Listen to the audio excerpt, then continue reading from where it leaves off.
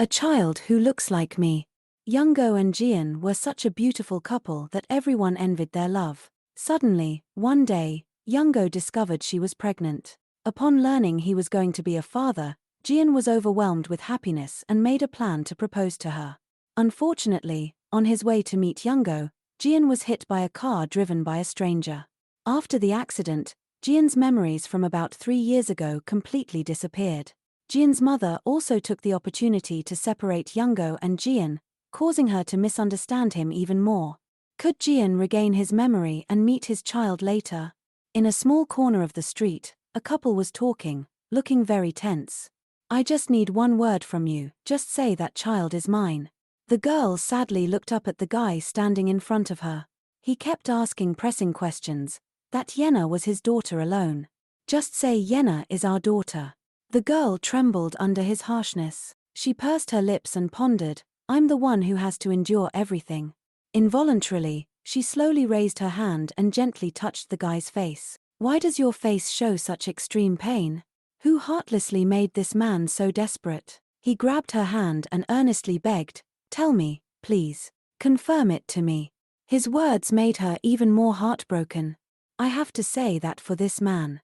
She gently let go of her hand and chose to reveal all the secrets she had been hiding for so long.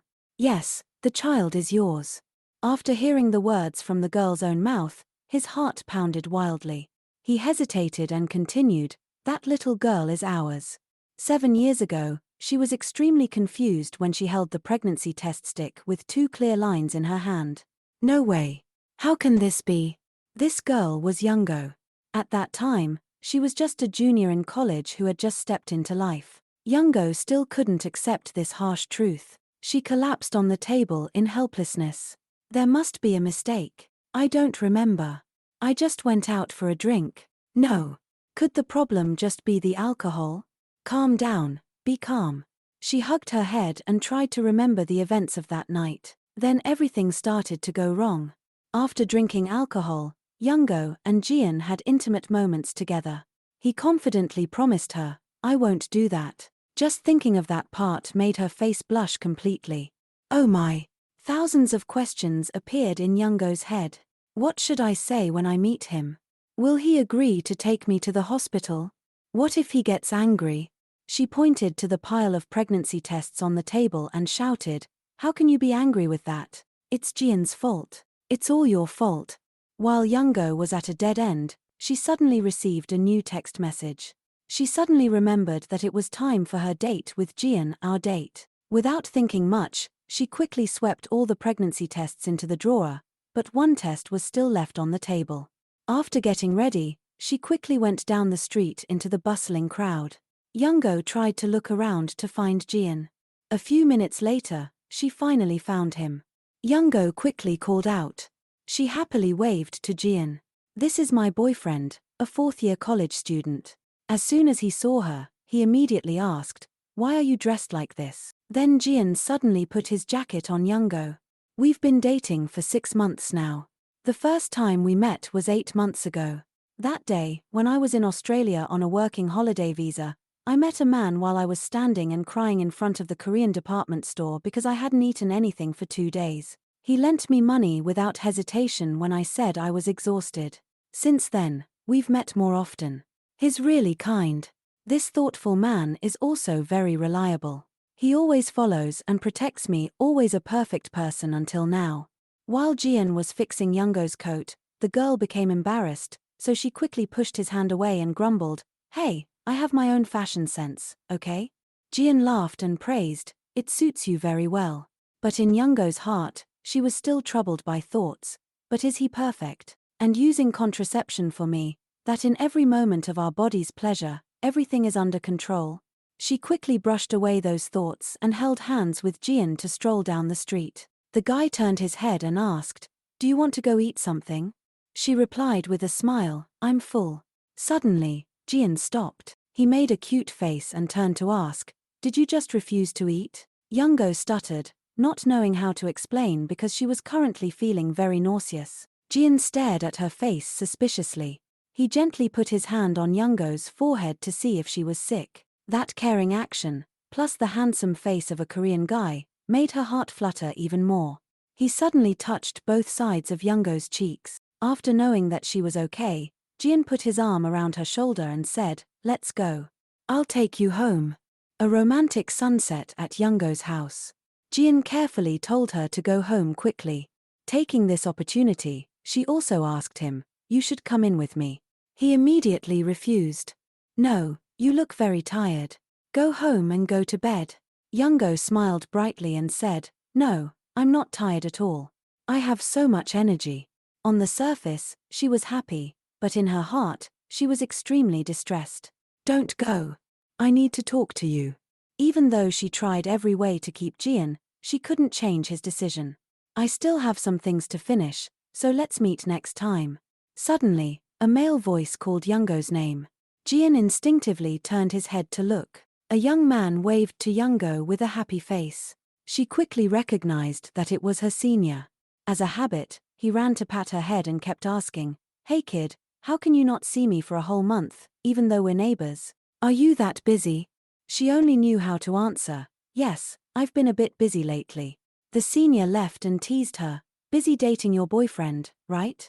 And so the two talked happily without remembering Jian's presence there. As soon as that senior turned his head, he was startled to see Jian's dark and murderous face. To ensure his safety, he quickly tried to get out of this place as soon as possible. "Okay, have fun playing. See you later." Youngo also smiled and waved goodbye to her senior. "Yes, drive carefully." After the senior disappeared, the smile on her lips also disappeared. She turned to explain to Jian, "He's a senior who lives in the same building as me. His room is also near mine." But the guy ignored that and told Youngo to go in. The girl was wondering, "I thought you said you had something to do." Jian didn't say a word, making Youngo even more confused. Both slowly walked up the stairs. When she stood in front of the room, those chaotic thoughts reappeared in Youngo's mind, making her even more worried. "I don't know why he changed his mind, but this might be good for me. I need to tell him, but where to start? What if he misunderstands what I want to say?" As soon as she stepped inside, Jian rushed to hug Youngo from behind. The bag on her shoulder also fell to the floor. Jian whispered in Youngo's ear, "My Youngo is so crazy beautiful." He also made a serious face and said, "That's a big problem." Youngo humbly denied, "What? You're even more beautiful than me." Jian turned her around and asked, "What are you saying? You can never compare to my beauty." So she leaned her head on him. Her heart felt like it wanted to jump out of her chest. Suddenly, Jian leaned his face close to Youngo and said softly, "It's quite cold today. I'll help you warm up." And so the two shared a passionate kiss in the freezing snow. After a while, Youngo interrupted that happy moment, worry increasing more and more. At this moment, she wondered what emotions he would show. Youngo finally used all her courage to confess, "I have something to tell you." Jian didn't get upset but gently told her, "Just say it. Don't keep it in your heart forever." Youngo hesitated. Because she was too nervous, she clenched her coat in her hands. Then she told him, "I'm so hungry." Jian sighed in confusion. "I've been wondering why you refused to eat." "Okay, let's eat together." Youngo smiled at him with gentle eyes. And so the main chef today was none other than Jian. The two kept discussing enthusiastically, "What should we cook? I only have Kim Kai." After thinking for a while, the guy decided to show off his Kim Kai pancake. Jian flipped the egg skillfully and caught the egg perfectly, no different from a professional chef. Youngo sat watching him cook with fascination. "Even though I've seen you cook so many times, I'm still captivated like the first time." Before her sweet compliments, he smiled happily. Finally, the hot and fragrant Kim Kai omelette was served on the table. "It's done." Youngo was also excited to enjoy it. "Let's eat." Jian also didn't forget to remind his girlfriend, "You should eat more." She chewed and replied, "I've eaten a lot already. How can I eat all of this alone?" A few minutes later, the plate of food was clean without leaving anything. Youngo smiled with happiness. It's not in vain to wait. It's so delicious. Suddenly, Jian touched her forehead and asked how she was feeling now. She quickly reassured him, "I'm fine. I was fine from the beginning." Jian glanced at her warningly, "Don't hide your illness." Youngo only knew how to smile at him and then thought to herself, I've decided when everything is clear, I'll tell him. Everything will be okay. After eating, it was time for Jian to leave. She was quite surprised that he had to leave so early. The guy said, that's right, work is still waiting for me. Let me clean this up. So before leaving, he carefully washed all the dirty dishes in the house. He also put the food in the refrigerator. Suddenly, Jian's eyes seemed to bump into something. He curiously turned his head to look. Then he found something on Youngo's table that looked familiar. So Jian went to take a look. The girl didn't know anything and happily came to him and said, thank you for the coat. Taking this opportunity, he also seriously asked her, what is this? As soon as he finished speaking, Jian turned around with the pregnancy test in his hand. Youngo froze for a few seconds.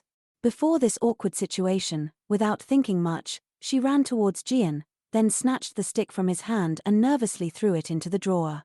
With his keen eyes, he soon discovered something else. The guy pulled the drawer open forcefully, revealing countless pregnancy tests inside. What are these? Before Jian's questioning, the girl only knew how to stand silently in fear. Seeing her trembling like that, he suddenly realized that his actions were a bit too much, so Jian gently put his hand on her shoulder and comforted her. Okay, don't mind it. First, you have to calm down. It's okay. Nothing happened. We'll talk later, okay? When he got home, he put his coat on while talking. Before leaving, Jian still didn't forget to tell Youngo, I'll contact you later. After he left the room, Youngo still stood silently for a long time. It was late outside. Youngo lay listlessly on the bed. Suddenly, the phone rang. She picked it up and saw that it was a call from her love. As soon as she picked up, Youngo trembled and said, yes. On the other end of the line, Jian immediately apologized, I'm sorry. Did I wake you up? Did you put tangerines in my pocket? She sat up and replied, yes, please eat them. Jian suddenly called her name in a serious tone. Youngo, go to the hospital with me tomorrow.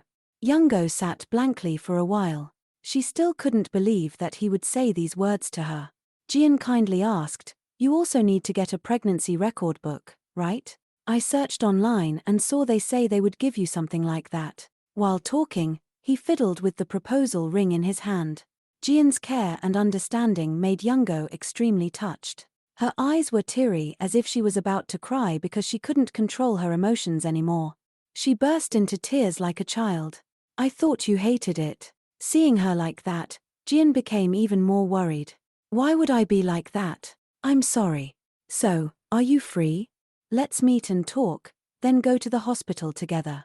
Youngo became much more excited when she unloaded the burden in her heart. She smiled happily and agreed to his proposal. Jian gently called Youngo's name again in a warm voice. She asked curiously, anything else? He smiled and planned to say, I love you. Those were the words she should have heard, but then he chose to hold back. And then finally, he only knew how to say to Youngo, good night. After hanging up, Jian kept smiling to himself. Tomorrow I have to act. It might be a bit sudden, but it will definitely be great. Although we've never done that without using protection, maybe there was a time we were careless. It's just a small mistake. Now everything has gone this far. I want to marry her as soon as possible. My dear Youngo, I will build a dream with you. I will try to become better for you. I love you. The proposal ring was also ready to be given to Youngo. Early the next morning, as soon as Jian finished showering, his phone suddenly rang with a notification. Youngo sent him a lovely text message, see you later. After reading it, Jian smiled happily. Looking at the way she texts, she must be very excited. He carefully stood in front of the mirror to fix his hair and clothes. In his head, he kept calculating the plan carefully.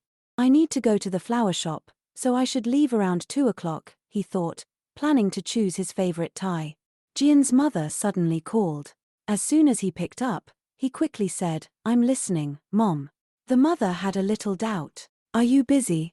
The guy honestly replied, a little bit. She sadly told Jian, how could you come yesterday without saying a word to me?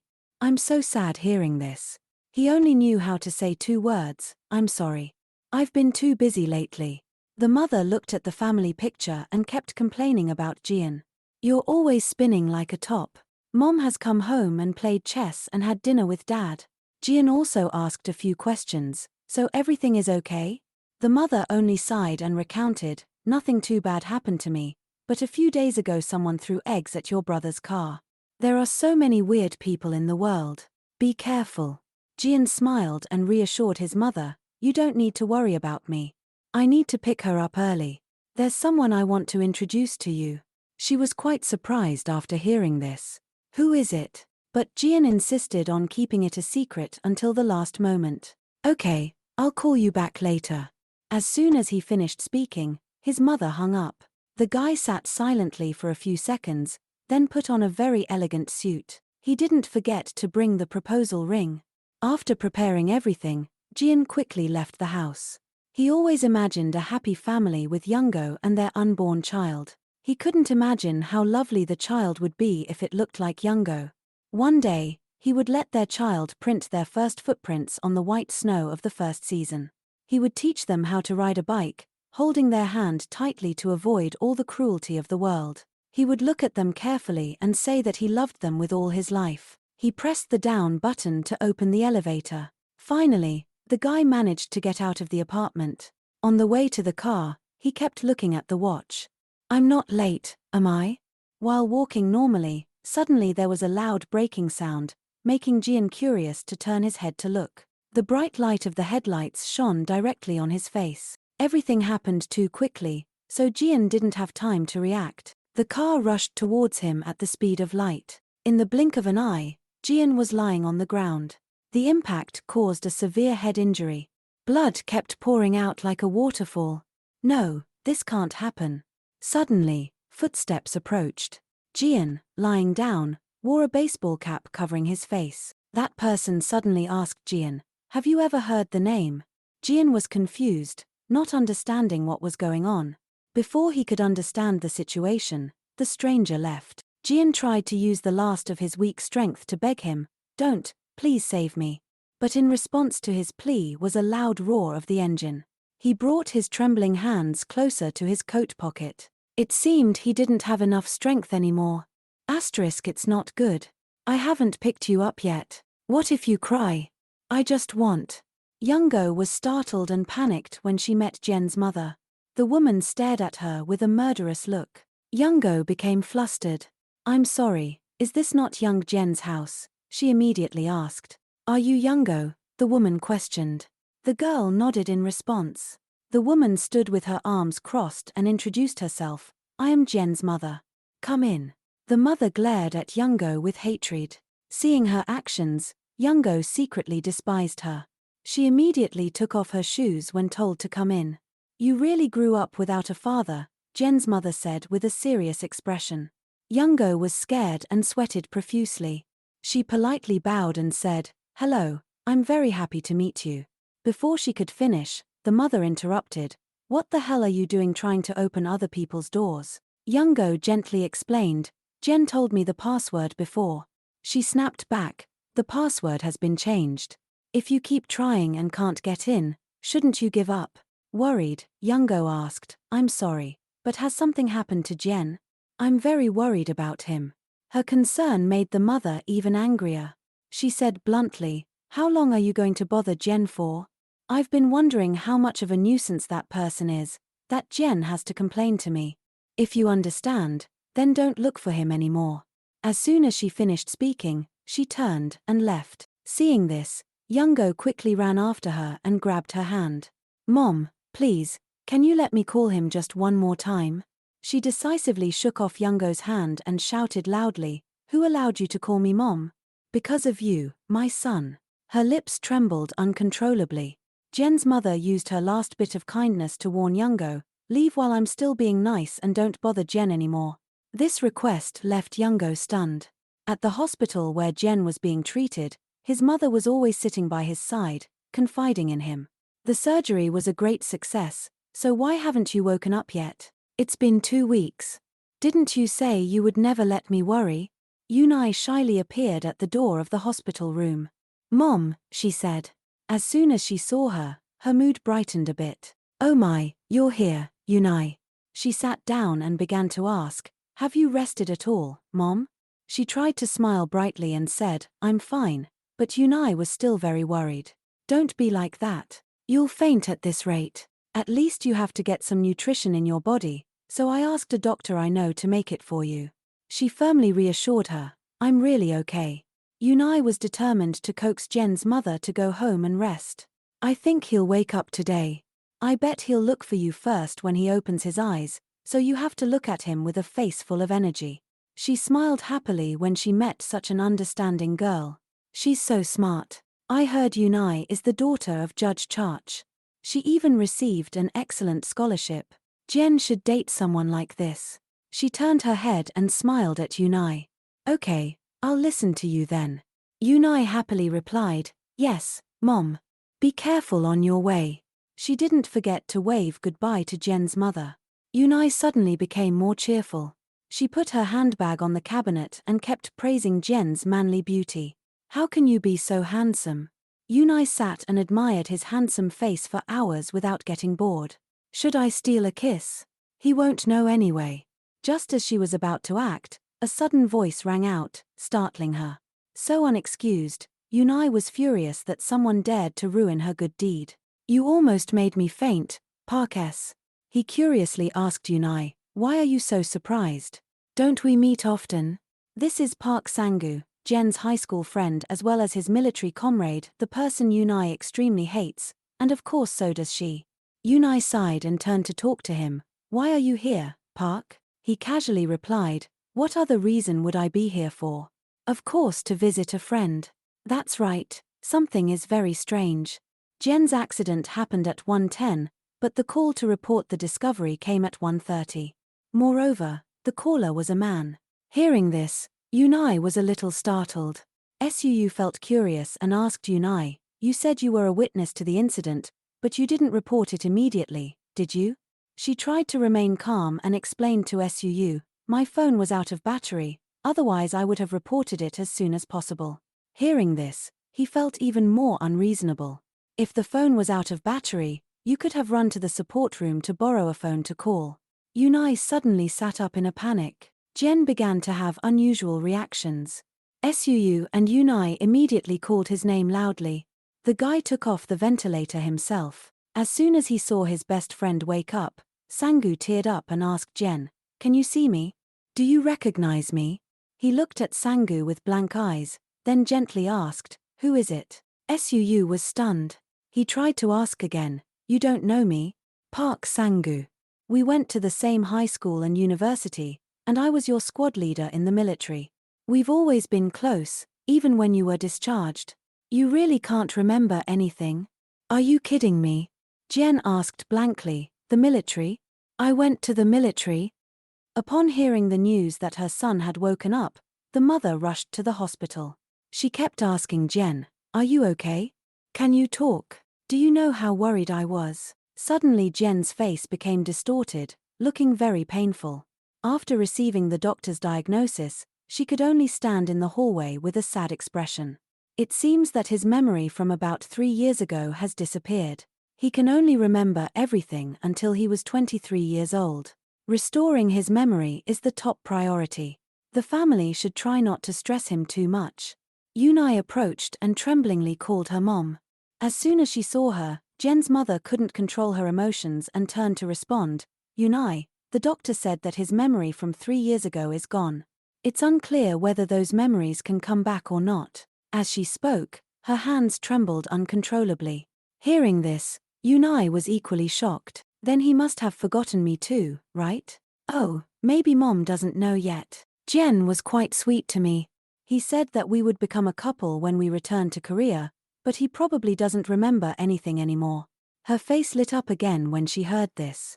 Good story, isn't that great? You two can start over. Yunai shyly asked, do you really think so, Mom? She replied without hesitation, of course.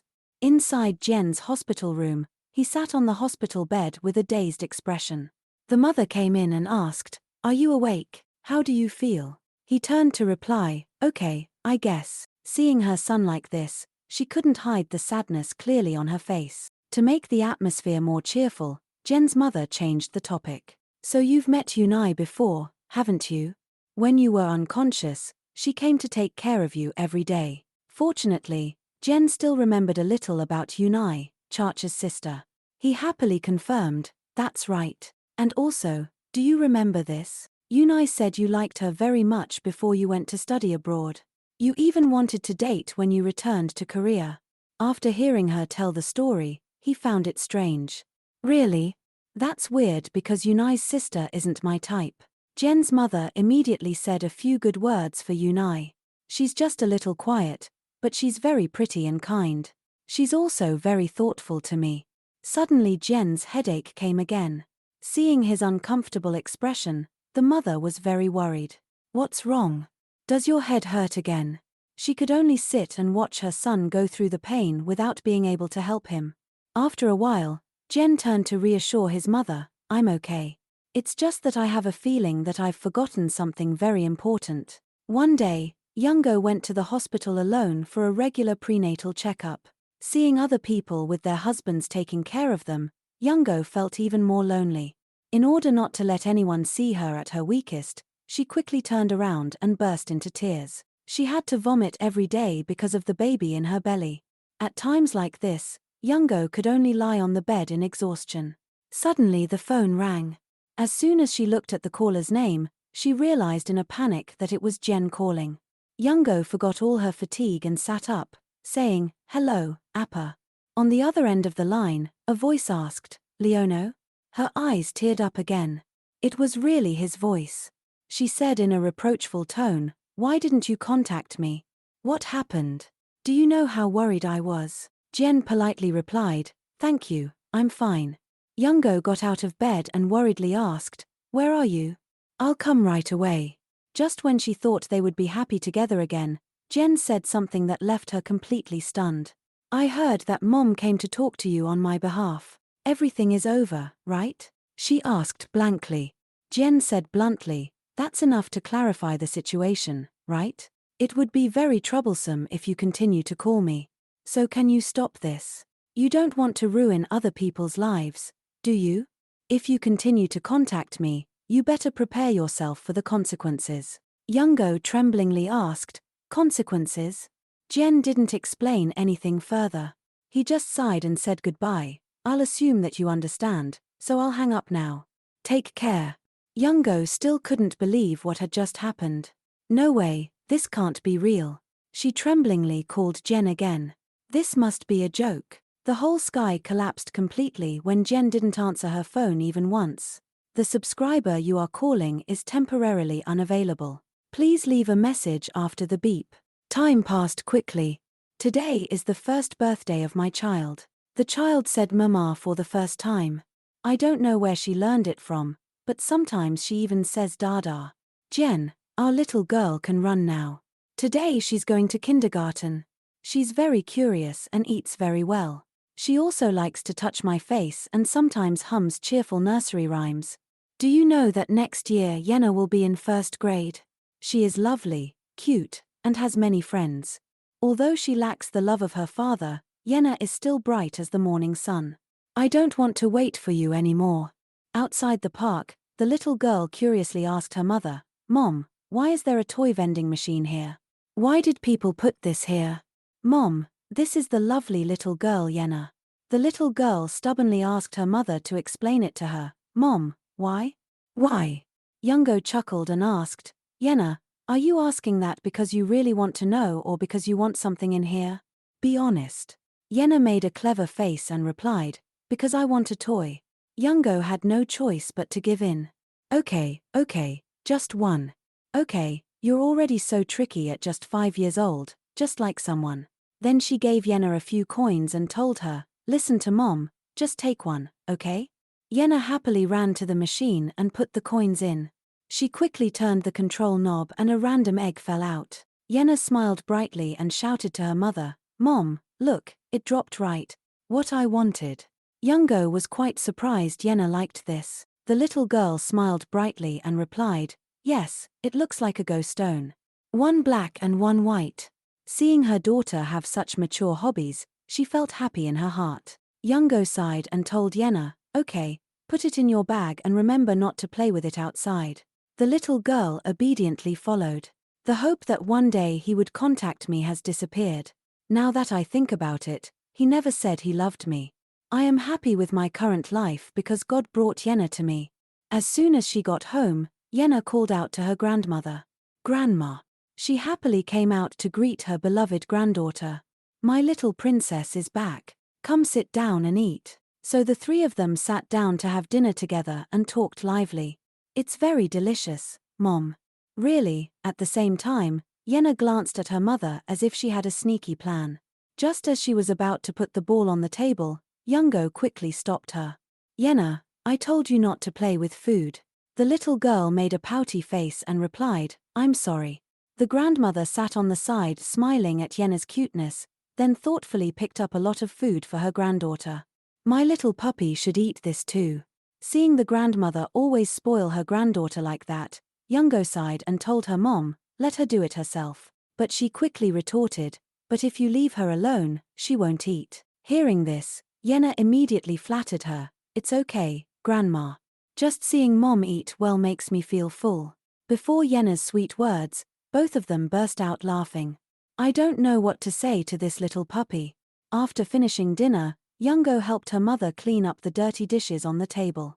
Before she knew it, her mother snatched them away and told her, go inside quickly. You have to prepare for tomorrow's work. The girl asked blankly, what do I need to prepare for?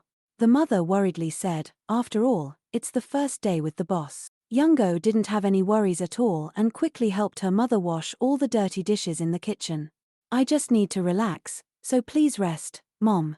The mother could only look at Youngo with affectionate eyes. Early the next morning, she quickly left the house. I'm leaving.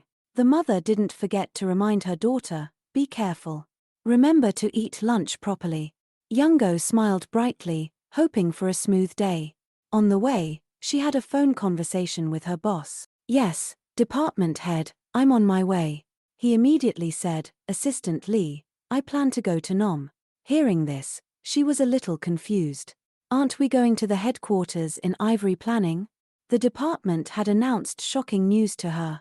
The company has been sold to Max Planning. The official announcement was from yesterday.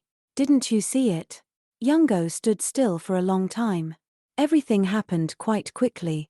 So I was assigned to Max Planning without having to rewrite the labor contract. It's a little surprising, but I think I'll get used to it soon. Max Planning treats assistants much better anyway. I'll be moving there sooner or later. There's nothing to be afraid of at Max Planning. Youngo stood and carefully read the information board posted in the lobby. An advertising company owned by the Song organization. At first, she thought she would be working at Enry Planning, but then it was changed to Max Planning. Is that a good thing?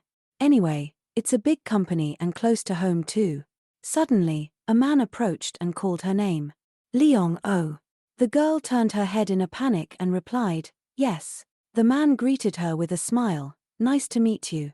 I'm Park S. from the Human Resources Department of Max Planning. She replied awkwardly, hello. Then he turned to say to his superior team leader, this is our new content creator, Leong Oh. She smiled brightly and introduced herself, nice to meet you. I'm S. Miron, team leader 2 of the production department. Youngo also politely shook hands. Nice to meet you. She secretly felt that she seemed very easygoing. The two of them went inside the elevator together. During that time, Miron took the opportunity to confide in Youngo a little. You must feel quite confused when transferring from Ivory Planning to here, right? She also honestly shared, yes, a little bit. Miron also did not hesitate to say, there is still no content creator in the team. That's why I sent a request for this area urgently. Youngo followed behind the team leader. An eerily silent atmosphere was in the entire office. Miron also found it strange. Why is it so quiet all of a sudden? This is our new person, come here, Assistant Lee. Seeing that no one was too enthusiastic, Miron had to shout to get attention. Everyone, pay attention here.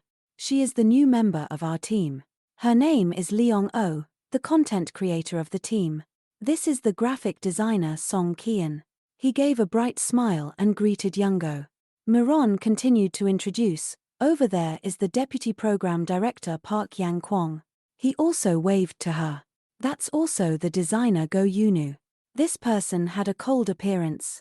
She turned to nod and said, "Nice to meet you." Yoonu's attitude made Youngo a little startled. She didn't look very comfortable.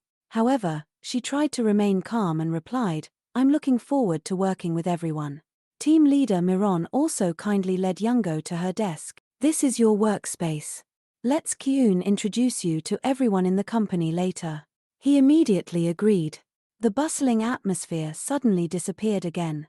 Everyone continued their work. Miron found it a little strange, so she whispered to Kyun, "What happened? I feel like the atmosphere has been tense since morning." He replied softly, "Director Jong is here. Aren't you going to see him?" Hearing this, Miron turned to Youngo and said, "Oh, you don't have to greet everyone. Let's go for now, Assistant Lee." Although she was a bit curious, she could only follow along. During break time, Miron and Youngo took a walk around the company. Taking the opportunity, the team leader also gave her some advice. "Actually, the director is even scarier than the CEO. It's only been a week since he came here," Miron said with a serious expression. "Hek, the chairman's son." Youngo widened her eyes and replied, "I understand." Coincidentally, the director Miron had just told her about was also there. Youngo thought to herself, "The chairman's son, he and I must belong to different worlds." Suddenly Youngo stopped abruptly. The director's face was clearly visible in front of her. Youngo was extremely shocked to recognize that familiar face. Fate is truly a trickster. "He's here." Youngo's heart rate increased unexpectedly. She kept staring at the director, that body, that face, the person she couldn't mistake for anyone else, the father of young Jen's child. Countless questions appeared in her mind. Why is he here? Jen walked slowly toward Youngo. The closer he got, the more Youngo's heart raced. Her hands and feet also began to feel weak. Unable to withstand this shock, Youngo's entire body began to stagger, unable to stand firm. Just as she fell backward, Jen managed to grab her arm in time. They both looked into each other's eyes. No one could have imagined that Youngo and Jen, after years of no contact, would meet again in this situation. "I've imagined this happening once or twice, that one day we'd accidentally see each other. Every time, I reminded myself I absolutely cannot be sad when I see you. After hundreds of thousands of times, it's still too much for me." Yo's body began to tremble violently, and the suppressed emotion seemed to burst out. Looking at the figure in front of her, Jian gave her a cold look. The two just stood there, looking at each other for a long time. Miron was flustered, not knowing what to do. Finally, she had to break the terrifying silence. Miron introduced enthusiastically, "Director, this is the new content creator of Production Team 2, Assistant Deputy Leong O." Jian was slightly surprised. "A new person? Nice to meet you." He extended his hand to shake hers. "By the way, my name is Young Jian." Seeing his cold and calm demeanor, Young's eyes flashed with disappointment, then bewilderment. "Is this your answer?" In another noisy place, Dolin's scream echoed, and the boy pleaded helplessly, "No, don't. I don't want to go in. I don't want to go to school." Dolin struggled with his mother, determined not to enter the classroom. His mother nagged immediately, "I'll teach you a lesson when we get home." Dolin's mother began to complain, "You were the one who said it would be fun to be on TV." Dolin gloomily hid in a corner. His mother continued to grumble, "You insisted on joining the class from the beginning, and I paid for you to participate. Why are you changing your mind now?" Dolin was very upset, but it was all his fault, so he had to endure it. He reluctantly followed his mother to the classroom, although he was still crying at the classroom door. His mother encouraged Dolin and promised him a reward if he behaved well. "Honey, just 30 minutes, okay? If you go inside and sit and study for 30 minutes, I'll let you play games for 30 minutes when we get home." At this time, Dolin wiped away his tears, feeling a little happier but still whining an hour later. His mother sighed and agreed to the request. "Okay, then go inside quickly." Dolin obediently listened. His mother solved the first difficult problem, but she couldn't help but feel sad. It's always like this, always having to use video games as bait. Am I a good mother? Inside the classroom, Dolan sat in a corner sobbing, ignoring the fact that the other children were all practicing together. Suddenly, a girl came up to him and started talking. "Hey, don't cry anymore. Look here." The girl pulled up a chair and sat opposite him. Then she held out her hand, palm down on the table, and said, "Do this." Dolan didn't understand why, but he did as she said. The girl began to place ghost stones on the back of Dolan's hand, 4 black and 1 white. Dolan was confused. "What is this? What are you doing?" The playful girl said, "If you drop them, I'll flick your forehead." Then she gave a bright smile. Dolan's heart skipped a beat, and his cheeks began to flush. The girl introduced herself. "I'm Lionel. What's your name?" Dolan replied, "Park Dolan." The girl continued, "You go to Oro kindergarten, right?" Dolan was startled. "How do you know?" Lionel said softly, "I saw your name on your backpack yesterday." The more the girl said, the faster Dolan's little heartbeat became. The fact that she had noticed him since yesterday impressed him even more. "She saw me yesterday." Lionel returned to her own game. "Look, this is a white stone, and that's a black stone. I know which one you like." Dolan shyly replied, "Black." Lionel took a white stone and placed it in the middle of the Go board.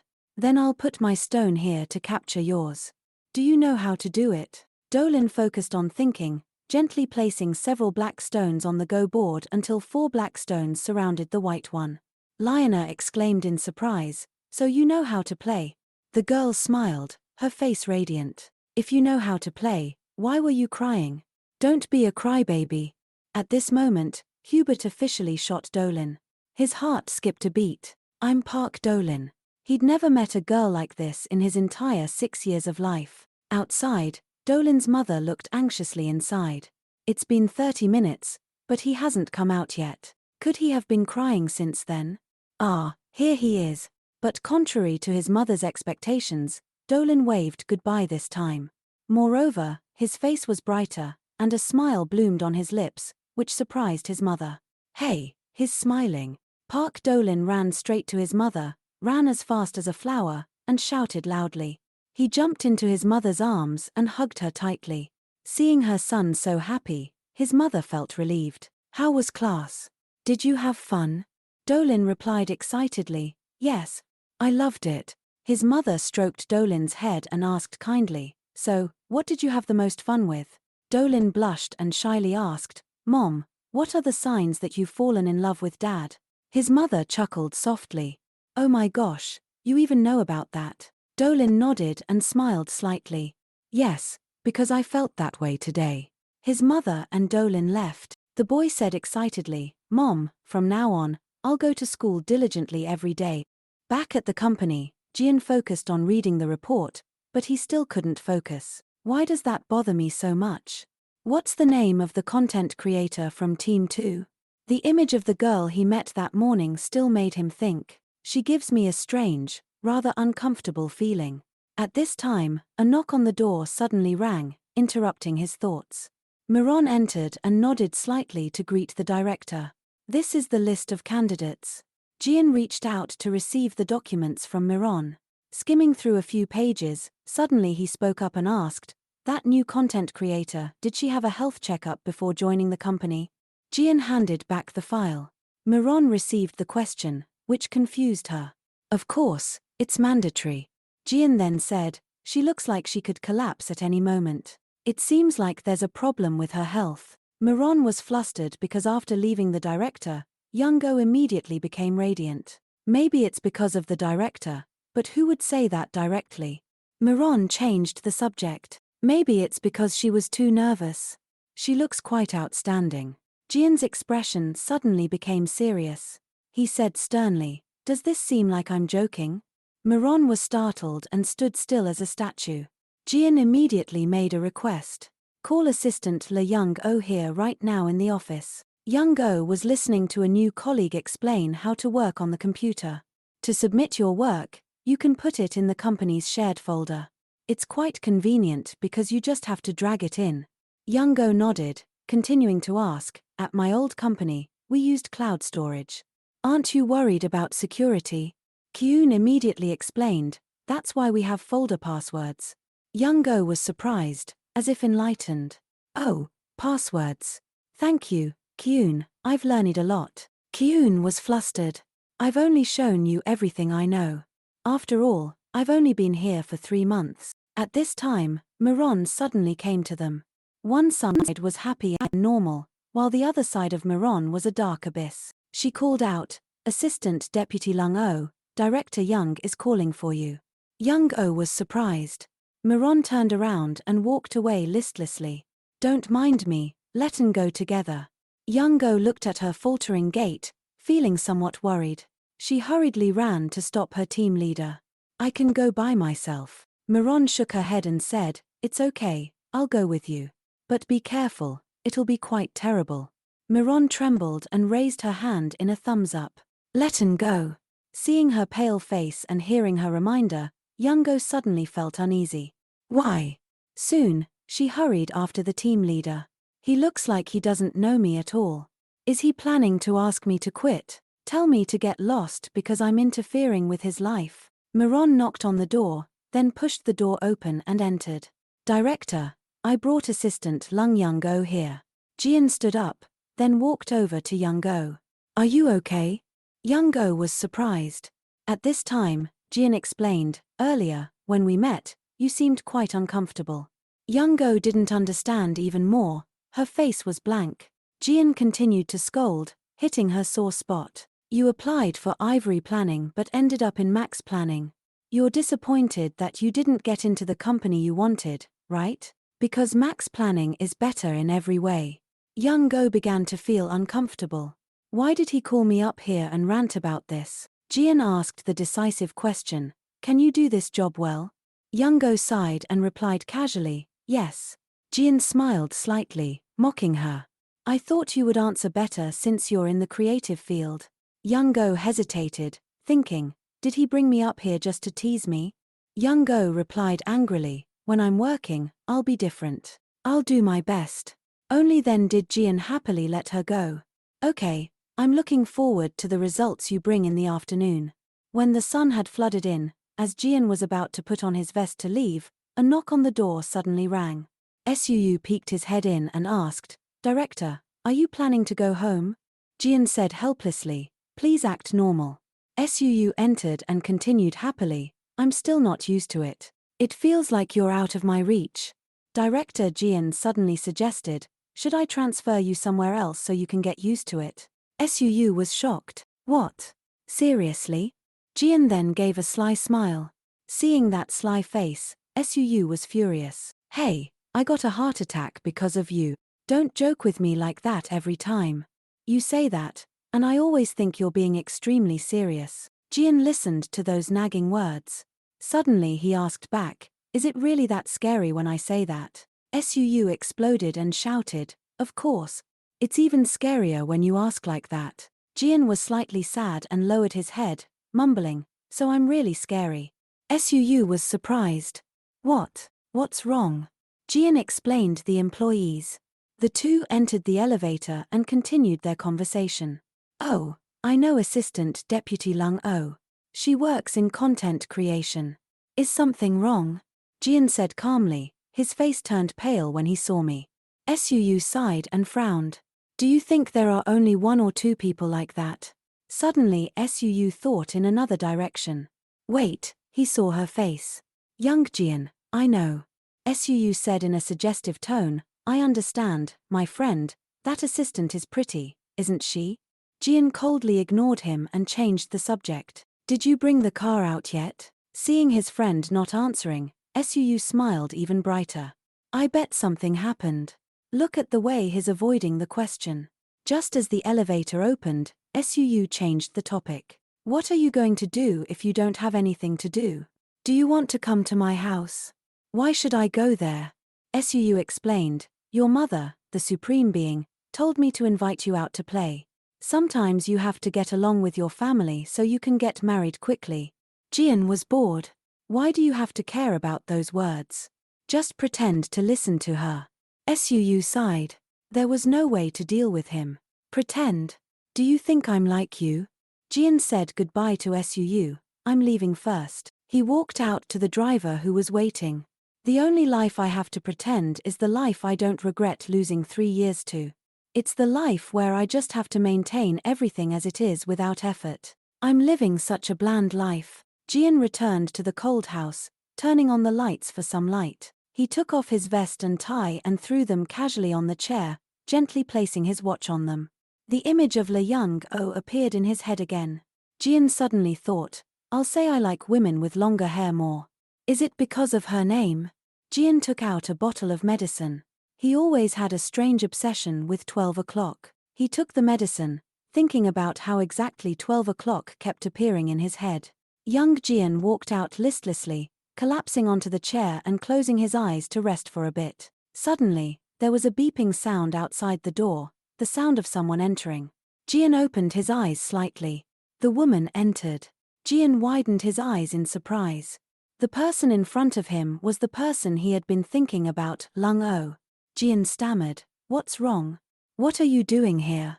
Young-oh pursed her lips, unable to hold back her emotions. She rushed towards him quickly, then hugged Jian tightly. Young-oh looked up at him, then slowly moved closer, placing a kiss on his lips that she had been holding back for so long.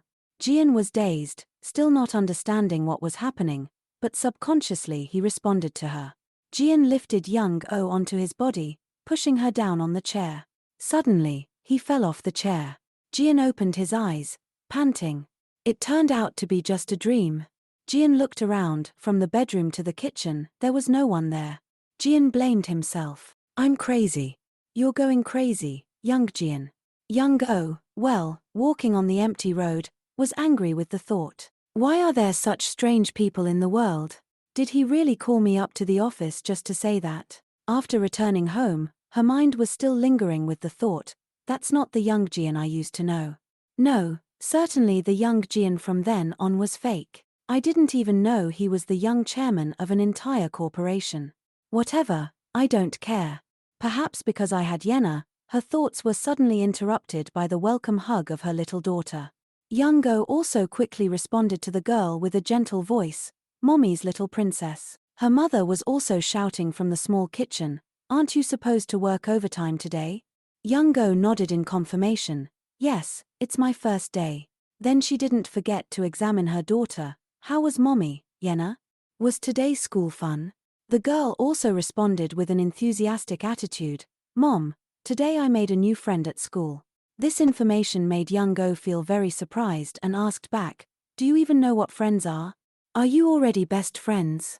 Yenna immediately shook her head to correct, "Not yet. He doesn't know anything about Go." Young-oh at this time also gently explained, "Then you should show him." "What's his name?" Yenna immediately gave the answer, "Doing," making her happily ask more, "Is it a boy?" Then Yenna continued the story with another piece of information. "Both yesterday and today, his mother came to school. I think she'll come tomorrow too." Seeing the current appearance of the girl, Young-oh hurriedly asked, "Are you jealous of friend Doing?" But the girl immediately responded, "No." Yenna hesitated for a moment and then frankly admitted, "Actually, there is a little." This made Young-oh feel extremely guilty. "Mommy's princess, I'm sorry. It's not that I've never thought how much easier everything would be if your father was here. But didn't he recognize that I had his child? Or does he think I abandoned the baby? He must have many other women, right? Surely Hek is the kind of person who would open his heart to anyone. Should I give up early?" The next morning, while Jian was eating with his parents, involuntarily he reached out and kneaded his shoulders, causing his mother to suddenly feel worried. "What's wrong, son? Are you feeling unwell anywhere?" Jian also immediately gave a perfunctory reason. "I just didn't get enough sleep." Secretly muttering to himself while remembering what happened yesterday, "I can't say I left the sofa when I was asleep." His father also deliberately gave a reminder. "You should keep a calm state when standing in front of employees. Dad doesn't want to cause any misunderstandings. How's the new job? Is it worth it?" As soon as he heard this, he spoke up to confirm, "It's fine." His strictness made Jun's mother hurriedly interrupt, "Honey, Jian hasn't been home for a long time, and all you can talk about is work." "Oh, you might also works at the company with you." Her words did not receive attention from Jian as he was evading the topic. What about my brother? Jian's father also happily announced. I heard he was sent on a sudden business trip.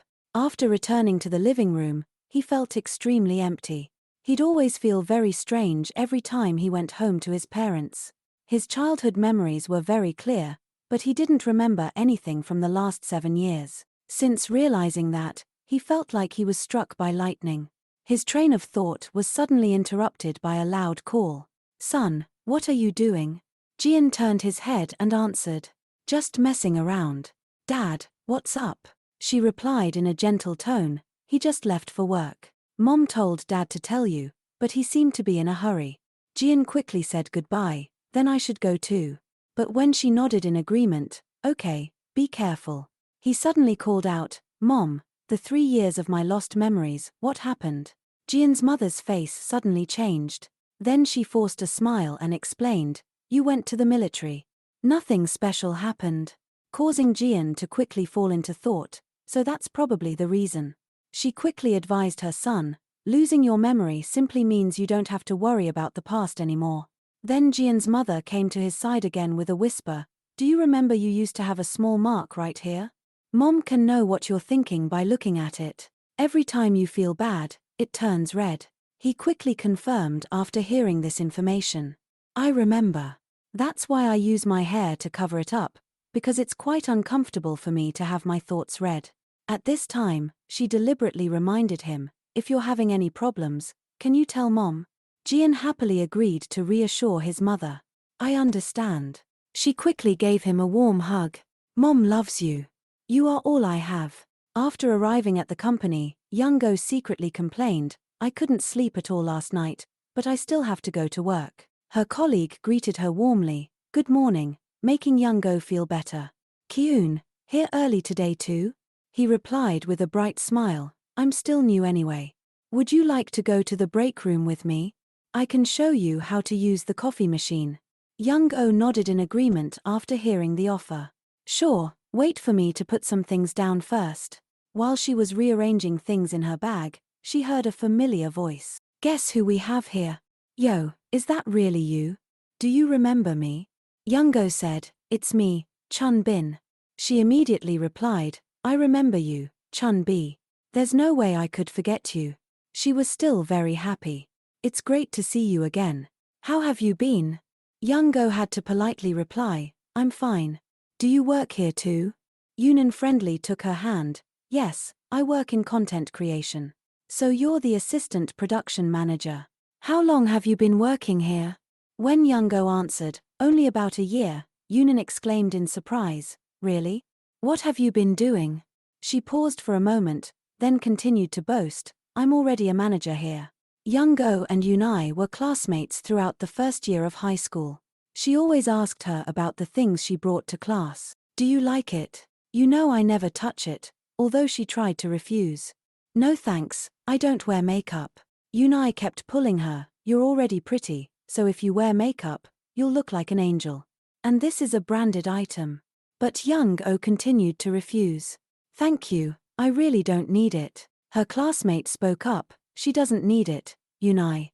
But Young-go's attitude didn't change. With her final words, sorry, that was the only time she talked to Yunai. A few days later, while getting food in the cafeteria, Young-ho called out, Mom.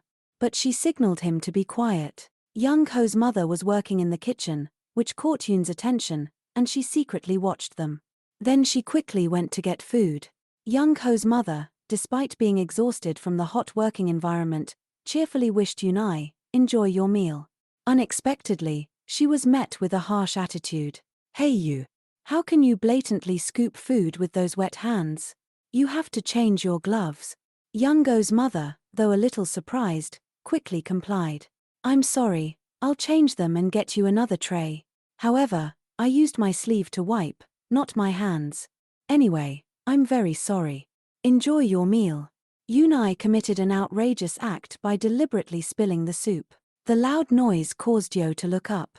The cafeteria became noisy, causing the manager to appear immediately and question, what's going on?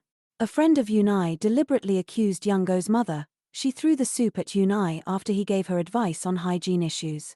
Although her mother tried to explain, No, it's a misunderstanding. She still made an unreasonable request. Apologize. You're an adult. You shouldn't act like this.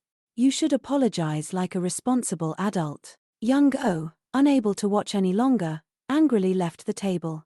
But her steps suddenly stopped when she saw her mother constantly shaking her head.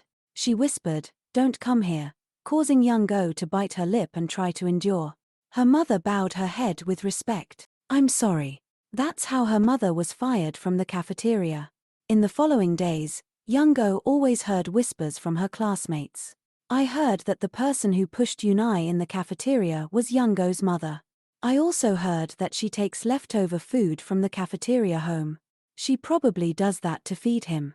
How disgusting. Begging at school?" At the same time, Yunai deliberately spoke up, "Hey everyone, you shouldn't say that," causing the friends surrounding her to exclaim, "You really forgive her after she hurt you so much?" Yunai is so nice. Her current confident appearance made Young-oh feel a little uncomfortable, but she politely continued. "So, you're a manager?" Yunai still couldn't change her arrogant personality and made a request to her. "That's right, so you should use the proper title. You know that, right? We'll be seeing each other more often. Try to work hard." Even though Yunai had left, Young-oh still didn't understand what was happening. A discouraged thought appeared in her head. From Jian to Yunai, another reason to quit. I should probably write a resignation letter. Then she unexpectedly received a phone call and happily answered, "Yes, this is production team 2. To the other end of the line, a proposal. I'm Park S from the HR team. Could you come here for a moment?" Young-oh walked while constantly wondering why the HR team. She opened the door and entered, receiving a friendly greeting. "Hello," and received a warm welcome. "You're here, Assistant Manager Lee. This way. I don't know if you've heard about this, but there's been a change in your salary. Please have a seat." This information made Young-oh gasp in surprise. Suu cheerfully said, "It's increased. It clearly states the terms and conditions for a salary increase this year. See if it's okay." After looking over the information, Young-oh eagerly asked, "Yes? Should I sign here?" Her mood was more excited than ever. This company isn't too bad after all. Unexpectedly, Suu made another request. "And this is the personal information form that the HR team has prepared. Please fill it out completely." She accepted it while comforting herself, "Just bear with it a little longer." Young-oh then her eyes widened in surprise when she discovered the information on the survey. There's no family information. Suu, seeing her questioning eyes, deliberately asked, "Is there a problem?" But she refused his help. Oh no. Then a thought appeared in her mind. That's good. If Jian didn't investigate, then I don't want him to know anything about Yena. Married yet? I'm still single. That's enough, honestly. This is also a suitable company for my job. The location is very convenient. That's right, just stay for a few years. Before she could finish her thought, she saw him standing right in front of her. Her mood became extremely panicked and confused. Where do I hide? Young-ho quickly hid in a corner with a shameful thought. Why do I look like this? After silently checking for a while, she also discovered they were carrying out the event announced yesterday. Announcement from Max Planning. Event announcement on May 10th at 9 o'clock. Children from O Kindergarten will come for a practical experience program. Please act as good role models. Do not shout or make careless statements and be worthy of the children's learning. Seeing his friendly smile as he looked at the children made her feel suspicious. Jian, are children also cute in your eyes? The children's teacher stepped forward to express gratitude. Thank you for the invitation. Jian happily replied humbly, You're welcome. I hope this will be beneficial for the children. The conference room is on the upper floor, the teacher quickly added and handed over a gift. I understand. Oh, and this is just a small gift we baked together. The little ones spent all day yesterday making it. We also needed the support of a professional chef, so I'm sure it won't taste too bad. Please eat it with the others. There are also cards written by the little ones. Jian immediately accepted the gift with a promise. Thank you, we'll eat it together.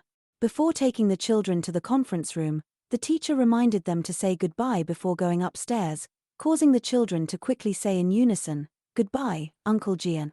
Jian quickly raised his hand to signal.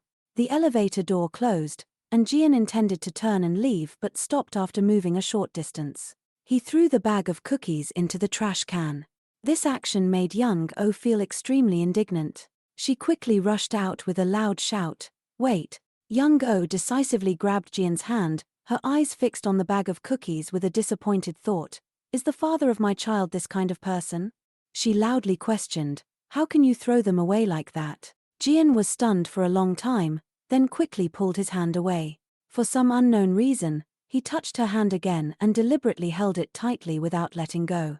Let me talk for a bit. This caused Young-oh to panic and shout, Hey, what's going on, director? What are you doing here? Please hurry up, you're late. Before pulling Jian away, she didn't forget to say goodbye. Excuse us, Assistant Lee.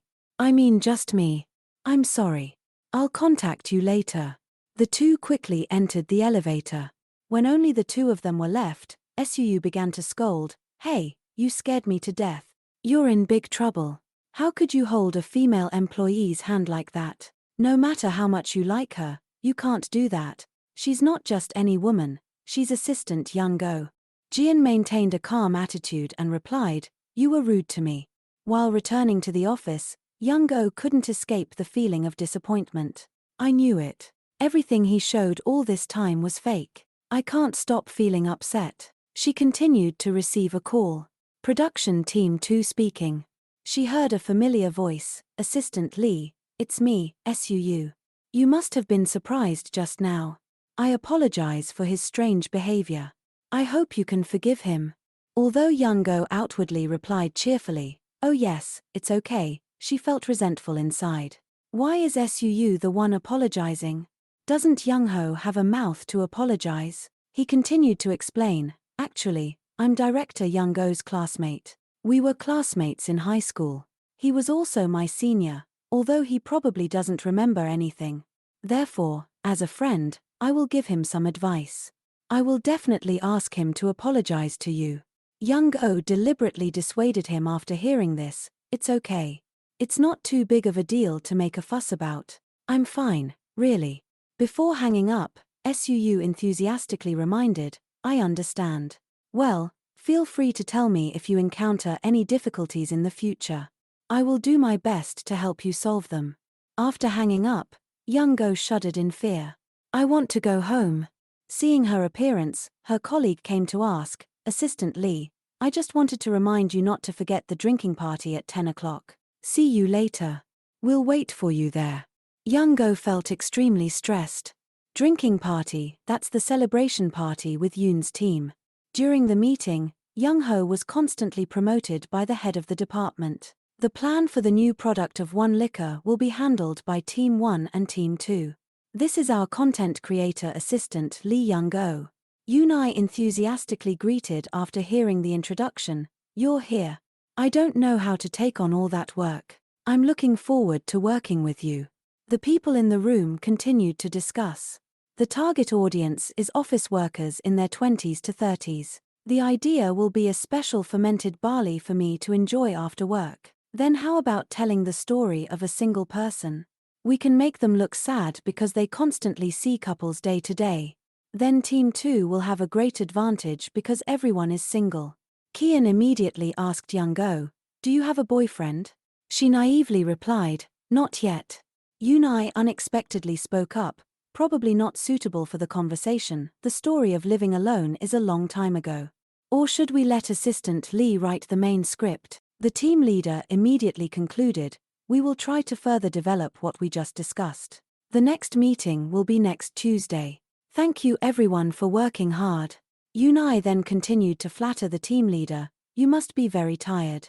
She quickly replied, Maybe I don't feel well either. Oh, right. When are you planning to get married? Yoon whispered in the team leader's ear, The thing is, my mom wants to do it this year, but you know she's very busy, so I'm not sure. Have a nice lunch. After saying goodbye to her, Thank you, you too, Manager Chai. The team leader whispered in Young-oh's ear, Oh Assistant Lee, actually I was passing by earlier and saw the director holding your hand in front of the elevator. Is it because the director threw away the children's gift? At this, Young-go honestly replied, "It seems you saw everything. I probably went too far, but I don't think the director did wrong." The team leader explained further, "I understand, but you see his situation is different from ours. Director Young was involved in an accident. The company is trying to keep it quiet, but they said he was seriously injured and has amnesia. He lost 3 years of memories, but that was a few years ago. They said he doesn't even remember going to military service." This information quickly reminded her of the phone call earlier. That's what Suu said, that he was also her senior in the military, but he probably doesn't remember anything either. Then the team leader continued to analyze, "I guess he became more cautious after the accident. Those cookies too, it's hard to blindly trust food made by strangers. Eating it could be risky." Young-ho, trembling, continued to ask, "Do you know the exact time of the accident?" She quickly pulled out her phone to search. "Wait a minute, here it is. Here's a news article about the accident. A hit-and-run accident in a building's parking lot. The victim is in critical condition. Reporter, Moon Gill. On November 3, around 1 a.m., the accident occurred in the parking lot of an office building in Yongsan-gu, Seoul. A young man in his 20s was hit by a vehicle." The team leader emphasized again, his family tightly controlled the news articles. Only this page remains. Young-go quickly and quietly remembered, 7 years ago, on November 3, the day he promised to pick her up at 3 p.m. to go to the hospital together. Seeing her silent and not responding, the team leader urgently called out, "Assistant Lee, what's wrong? Are you okay?" Young-go, with her trembling body, immediately replied, "Yes, I'm fine. Thank you for telling me this." She quickly ran away before the team leader's bewildered gaze. In her mind, she was concerned, "So he's forgotten me." Young-go rushed to the secretary's office and urgently asked, "Where is the director?" But she lost all patience and decided to barge in. Despite the secretary's obstruction, he's with a client. They're waiting on the first floor. Entering the staircase, Young-go trembled with the thought, "He's not pretending not to know me. He really doesn't have any memory of us, even Yena. How could he forget everything about me?" Jian, upon seeing her staring at him, immediately turned his head to look behind him, then awkwardly looked forward as if not understanding what was happening. Young-go took a gasping breath and boldly stepped closer to him. While the two were face to face, Young-go looked at Jian with a heartbroken gaze. He was in so much pain that he lost all his memories. Then she boldly spoke, "Do you know who I am?" Jian replied with an innocent look, "Of course. You're the content creator assistant manager Lee." Her voice became urgent, "What else?" She was still trying to suppress the thoughts in her heart. "Jian, your child was born. Our daughter has grown up so beautifully." While she was about to reproach him, she heard a familiar voice, "Honey, what are you doing?" She turned around to look and discovered it was her friend Yunai. She even proactively introduced, "Honey, have I ever told you Assistant Lee is my high school classmate?" "But Young-go, something's not right here." Young-go frowned when she heard the question but denied, "No, there isn't." Chennai said happily, "You must be going to lunch, right?" She said reluctantly, "Yes." Suddenly, she said, "Young-go, you can talk freely when no one is around." Hearing this, Young-go was startled. Yunai raised her voice to poke, "Or are you trying to make yourself look bad?" She explained awkwardly, "That's not it." Then she looked for an excuse to leave. Yunai asked deliberately, "You said you were going to lunch?" Young-go pretended to answer, "I just realized I forgot some things." She turned and left hurriedly. After speaking, the two looked at Young-go's footsteps. Just then, Jian took his hand off the arm Yunai was holding. She immediately followed, "Honey, what happened? What did Young-go say to you?" "Just a small warning, but you have to be careful with Young-go. When we were in high school, she secretly used my makeup. All my friends knew, but she still tried to hide it. Maybe she's fixed that now, but it doesn't hurt to be careful, honey." And said coldly, "Chai Yunai, step back over the line." Yunai watched his back. They had to pretend to be in a relationship to avoid facing trouble. Years ago, a rumor spread among Yoon's relatives that they heard Chai Yunai and Lee Jian of the Syrian group were dating. Seizing that good opportunity and using it as a reason, Yunai offered something to Jian. She asked him directly, Should we pretend to be dating? I'm not saying we should really date, just pretend. Seeing him leave, she tried to persuade, you're tired of the girls following you day and night, and your mother will find you someone to go on a blind date with because I'm in the same position as you. Hearing that, Jian said, just do whatever you want. Yunai thought, we have the same interests, so this relationship has been good until now. The name Jian will soon become the name of the groom. She also showed this relationship in the company. She deliberately wore a ring. Everyone exclaimed, your ring is so beautiful. She pretended to answer, I know. It's a gift. Everyone thought it was her boyfriend who gave it. That's how, by unilaterally enjoying it, she didn't expect Jian to be assigned to Max Planning. Announcement from Max Planning. There is a change in personnel. We are pleased to announce the personnel appointments as follows. Date of issue, May 2nd. Details of the issue.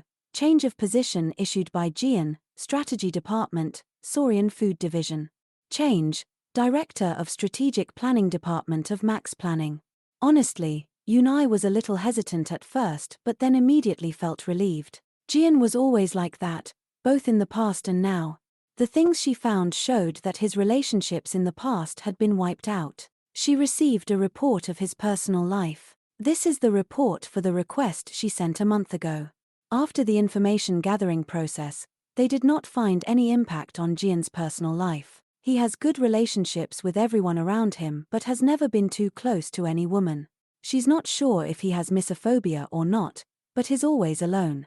Therefore, the only person who can be his wife is Yunai, she thought. The cake and the letter were thrown on the table. Thank you for inviting me. I learned a lot and became a great teacher. I hope you like the cakes. Jian thought to himself, again, why? What did she mean by asking me? What else was there? Was it because of what happened this morning? To ask why I grabbed her wrist? Or did Park scare her? Is she really sad? He leaned back tiredly. I should ask her outside. The sun had set. Jian was very tired, his head was a mess, but when working, time flies. He called his mother, saying that he had to work overtime today. His mother asked, okay, have you eaten anything yet? Youngo said she had eaten and asked about Yenna. She had eaten rice and some ice cream. Suddenly, her mother added, there's a hair clip at that shop. She was surprised. What hair clip? Youngo's mother replied, a purple hair clip you used to look for. The time was about a year ago. She admitted that if it had been a year, she would have forgotten it. But her mother said, only you forgot it. You mentioned it a lot. How could I forget it? You cried looking for it and now you forget to get it. Youngo replied casually, it must not be important. The woman heard and said, it's okay if you forget. At least I remember it. Go back to your work then. She said goodbye to her mother. When she turned it off, she secretly thought to Jian, Youngo is only worth as much as that hair clip, lost without realizing and not even bothering to look for it. That's also a type of amnesia, right? While she was lost in thought, Yunai called assistant manager Youngo. She asked if she was also participating in the plan discussion meeting.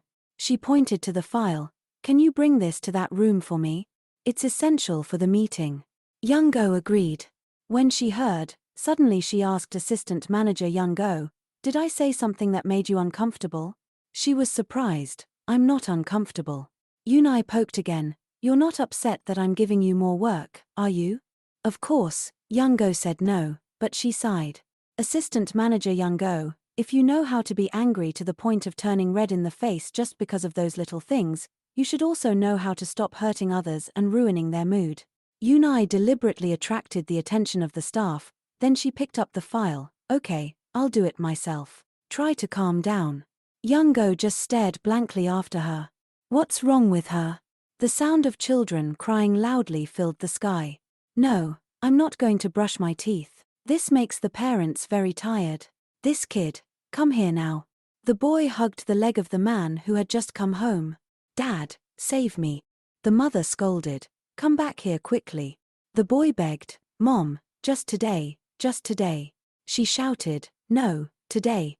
Do you want to get hit or brush your teeth? The boy would rather choose to get hit. Seeing the boy running away, she hurried after him. This kid, stop there. You chose to get hit. Why are you running away? He took the opportunity to pick up his daughter. Doan, come here, Dad's Doan. The mother was curious. Come back here. As soon as Mom is still kind, but he retorted, Mom is never kind when she says that. He cried loudly because he was being dragged away. No, I'll never brush my teeth again. She used the last trick. Wait and see. I'll tell Yenna about this, that Park doing never brushes his teeth. It's very dirty. Suddenly, the boy stopped, then wiped away his tears.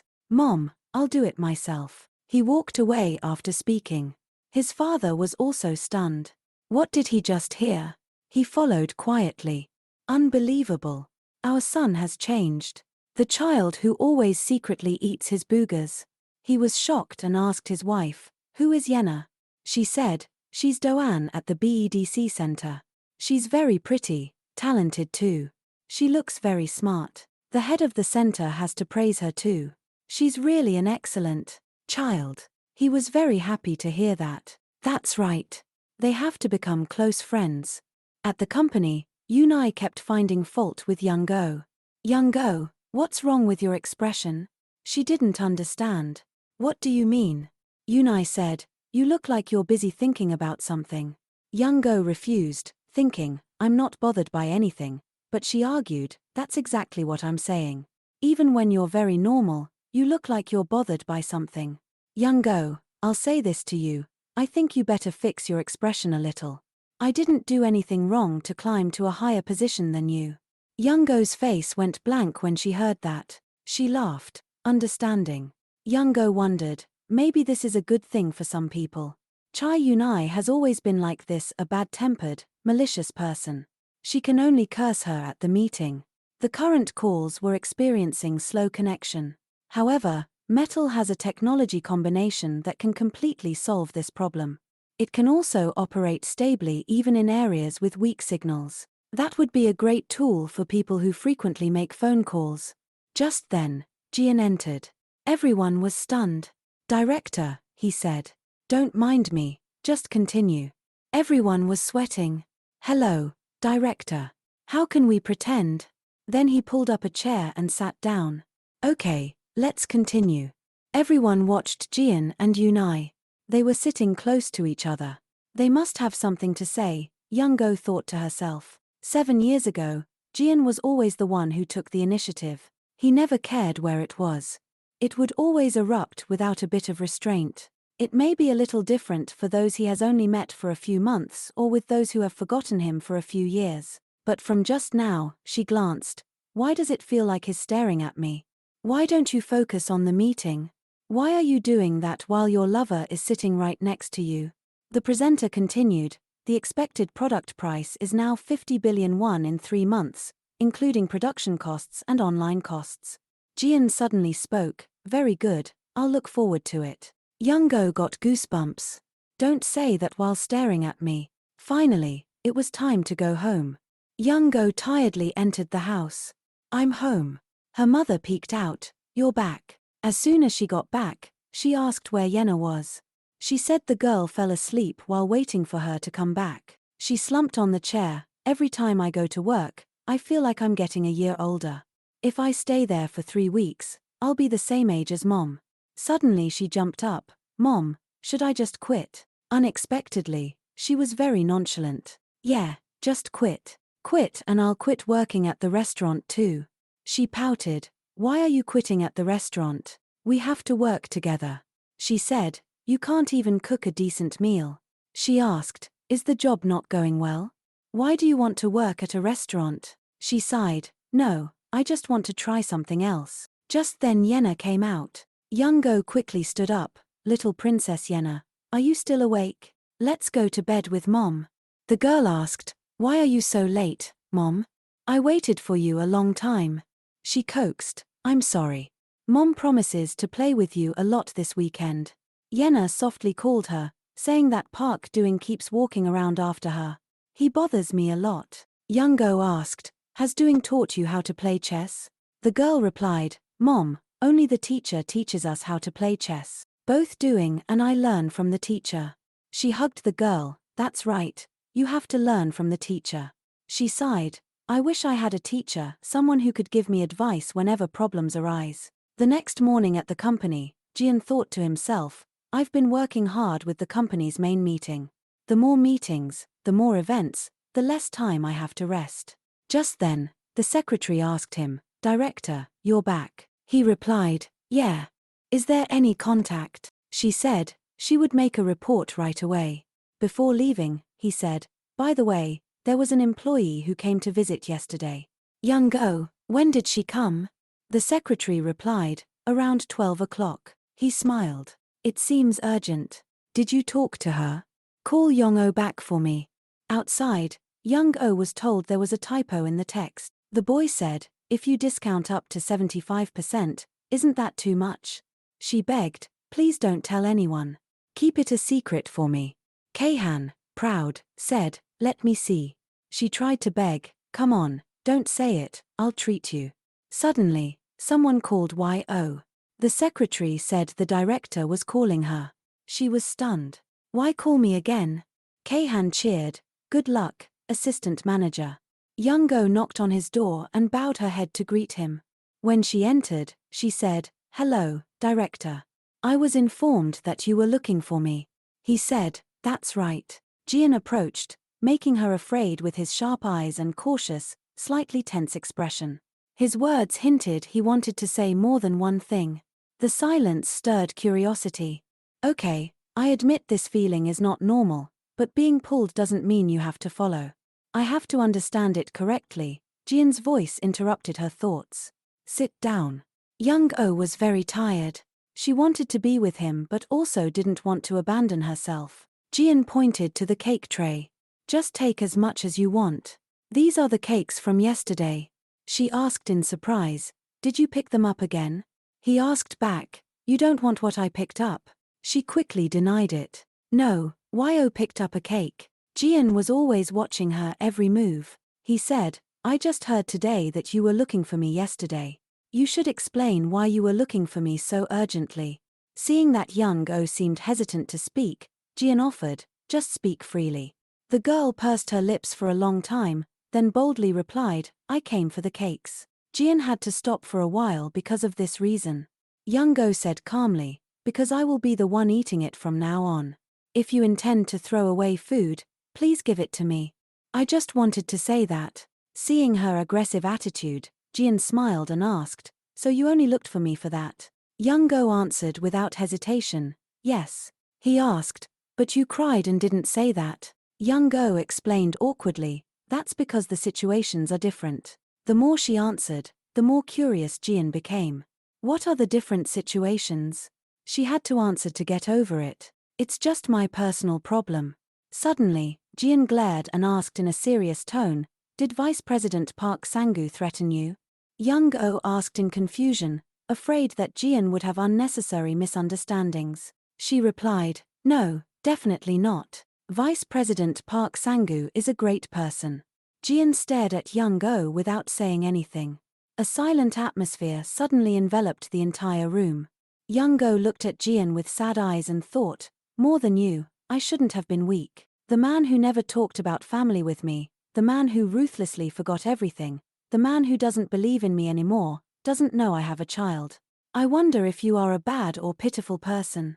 Old memories suddenly rushed into her mind, but didn't I talk to him after the accident? How can he call me when he doesn't have any, like that? Is that really a man's voice? Y.O.'s lips moved as if to ask Jian something, but in the end, she chose to be silent. Maybe it wasn't done by this person. If that call was an arrangement for us to leave each other according to someone's plan. After a while of reasoning, Young-oh whispered, Director, have you ever heard my name? My name is Leong-oh. Jian panicked and asked, have you ever been in an advertisement for a famous brand and had your name on their product? The girl also wanted to go crazy at Jian's ridiculous question. You idiot. She took a deep breath to calm down and contemplate. Is it right to reveal the truth about herself and Yena right now? Isn't this person about to get married? It seems that Young-oh is standing between these two difficult choices, but it's better to know now than after getting married. After careful consideration, Young-oh took the courage to call the director. I have something to say. At the same time, The school bus had arrived. The teacher happily led Yen off the bus. Yen, we're here. Be careful. A stranger just seeing the girl waved hello. Hello, baby Yenna. Just a quick glance, and Yenna recognized that this person was not the teacher. The girl immediately asked, "But who are you?" But that person pretended to ignore it and told Yenna, "Thank the teacher." Baby Yenna obediently followed. "Thank you." The babysitter said goodbye to Yenna while watching the other children on the bus. "Okay, Yenna, have a good time at the center. Minseo, don't get down, sit properly in the seat. Jinwoo, don't take off your seatbelt. Goodbye, Yenna." Just as she finished speaking, the teacher got on the bus and left immediately. Now only Yenna was left with a strange teacher. She gently took Yenna's hand and said, "Letten, go. We're late." The innocent girl asked, "But where are we going?" She still answered naturally, "To the center." Yenna found it strange and turned her head back to ask, "The center is over there." But this mysterious teacher always found a way to lure her. "You've moved to another center. Didn't anyone tell you?" Yenna still turned her head back with a bewildered expression. In just a blink of an eye, she was led a long way away. The girl started to feel that something was not right here. "Where is this?" Yenna immediately used all her strength to pull her hand out of the teacher's arms, then she said loudly, "I'm going to call my mom." She said to Yen irritably, "Why don't you listen to me? Follow me quickly." As she spoke, she turned around and continued to move forward. After walking a little further, she suddenly turned into a small alley without paying attention to Yenna running after her. Because the girl was going too slowly, she lost track of the teacher. Yenna breathed heavily and called out in fear, "Teacher." Everything around was strange to Yenna. The girl stood alone on the sidewalk trembling and calling out, "Teacher." Mom, in helplessness. Inside the chest center that Yen was attending, Doing ran up and called out, "Teacher, are you going to pick up Yen?" The teacher smiled and replied, "That's right. I'll be back soon." Doing smiled brightly and asked for permission, "Can I go with you?" The teacher kindly let the boy follow. "You want to let Letten go together?" The two went outside together and waited for Yenna for a long time. Doing was also eager and kept looking around. "Teacher, why hasn't Yenna arrived yet?" Hearing that, the teacher was also wondering. "That's right, she should have arrived by now. I'll call her." "Yes, hello, this is the bed center that Yenna is attending. The girl hasn't arrived yet." The managing teacher was shocked after hearing that and recounted, "I heard that Yenna got off the bus and the teacher picked her up." The teacher was even more confused. "Yes, I haven't brought Yen in yet." Hearing that, the manager immediately replied, "Impossible. I'll check again and call you back." After the phone hung up, the teacher could only stand still in shock. Doing, after hearing the news, couldn't believe it either. "Teacher, has Yenna been kidnapped?" Back in the office, Young Go had made her own decision. "Director, I have something to tell you." Just as she was about to tell the whole truth, between the two, the phone rang. Seeing her sitting still like a statue, Jian asked curiously, "Aren't you going to answer the phone?" Young Go was embarrassed, blushed, but still tried to calm down and replied, "No, it's okay." Seeing that, Jian said to her, "Just listen in case there's something urgent." After getting his permission, Young Go stood up and asked to go outside. "I'll be right back." Jian stood up in shock. "I didn't tell you to go outside." After getting out into the hallway, Young Go opened her phone to check. It turned out that it was a call from the teacher. Young Go answered the phone. "Yes, I'm listening." On the other end of the line, a panicked voice said, "Yen's mother, Yen hasn't arrived yet. She got off the bus." After receiving the bad news, Young Go immediately took a taxi to the center. As soon as she saw the teacher, she asked in a panic, "Teacher, what's wrong with Yenna? Have you found her?" The teacher hurriedly calmed her down. "Yes, we found her. I just received a call. She's with the police. They're on their way here." Young Go, relieved of all her worries, sat down on the ground and said, "Thank God." The teacher ran to support Young Go. "You must be very worried. We apologize for this." Suddenly, another person came forward and started talking. "Sorry, nice to meet you. I'm Doing's mother. Yen's friend at the center. My Doing likes Yenna very much, so he wants to meet your child." Young-go turned to nod and replied gently, "Oh, so you're doing?" Suddenly, she couldn't control her overwhelming emotions and screamed, "Yen." The girl smiled and waved hello to her mother. The two ran and hugged each other in tears of happiness. Yo kept asking Yen, "Do you hurt anywhere? Did anything happen?" The girl obediently replied, "Yes, I'm fine." Young-go made a frowning face and asked her child, "Where did you go? Why did you wander around alone like that?" Yen honestly recounted the whole story. "I didn't go alone. There was a woman who said she was a new teacher." Hearing that, she asked in confusion, "Teacher?" The girl firmly confirmed, "Yes. She said she was a teacher at the Badu Center." The police officer standing behind spoke, "This is quite suspicious. To be sure, I will investigate. I will contact you after surveying the area. I am Wan from the Wong police station." Young-oh hurriedly bowed, expressing sincere gratitude. "Pleased to meet you and thank you very much." Back in Jian's office, he was still sitting there waiting for Young-oh. What call is taking so long? Feeling quite curious, he went outside to check. Not seeing Young-oh outside, Jian asked, "Where is assistant manager Leong-oh?" The receptionist stood up and replied, "She left a while ago." Jian was dumbfounded that he was being toyed with by a woman, so he ordered, "Call her back immediately." Jian also felt a little worried. What's wrong with her? After getting information, the receptionist returned to inform Jian, "Director, assistant manager Leong-oh has left the company." After finding out, the center teacher bowed immediately in front of Young-oh. "It's my fault because she looked quite similar to the teacher who usually comes to pick her up. I shouldn't have just glanced over like that. I'm really sorry." Young-oh didn't dwell on these things and encouraged the teacher, "Yenna is okay, so everything is fine. However, it shouldn't go too far, so I hope you will be more careful from now on. It's complicated, so could you please contact the center teacher before dropping her off? Is that okay?" The teacher also accepted Young-oh's feedback. "I will learn from this." Before leaving, the center teacher waved goodbye to Yen. "I'll go first.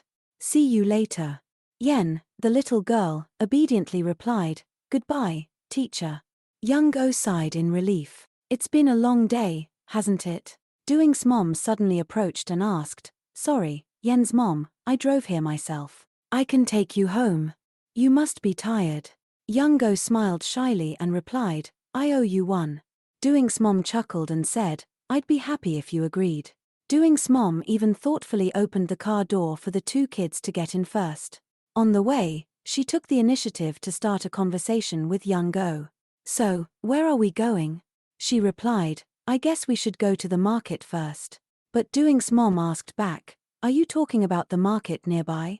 Young-oh nodded in confirmation, "Yes." Hearing this, Doing's mom excitedly recounted, "My parents used to have a small flower shop there. It was called Genso." Hearing this, Young-oh suddenly remembered, "Really? I know that place. My mom also works in a restaurant there. Do you know GCK Sunrise?" Doing's mom quickly replied, "Of course. This must be fate. I definitely have to say hello to your mom." Yen, sitting in the back, called out, "Mom, I have a picture I want to show you.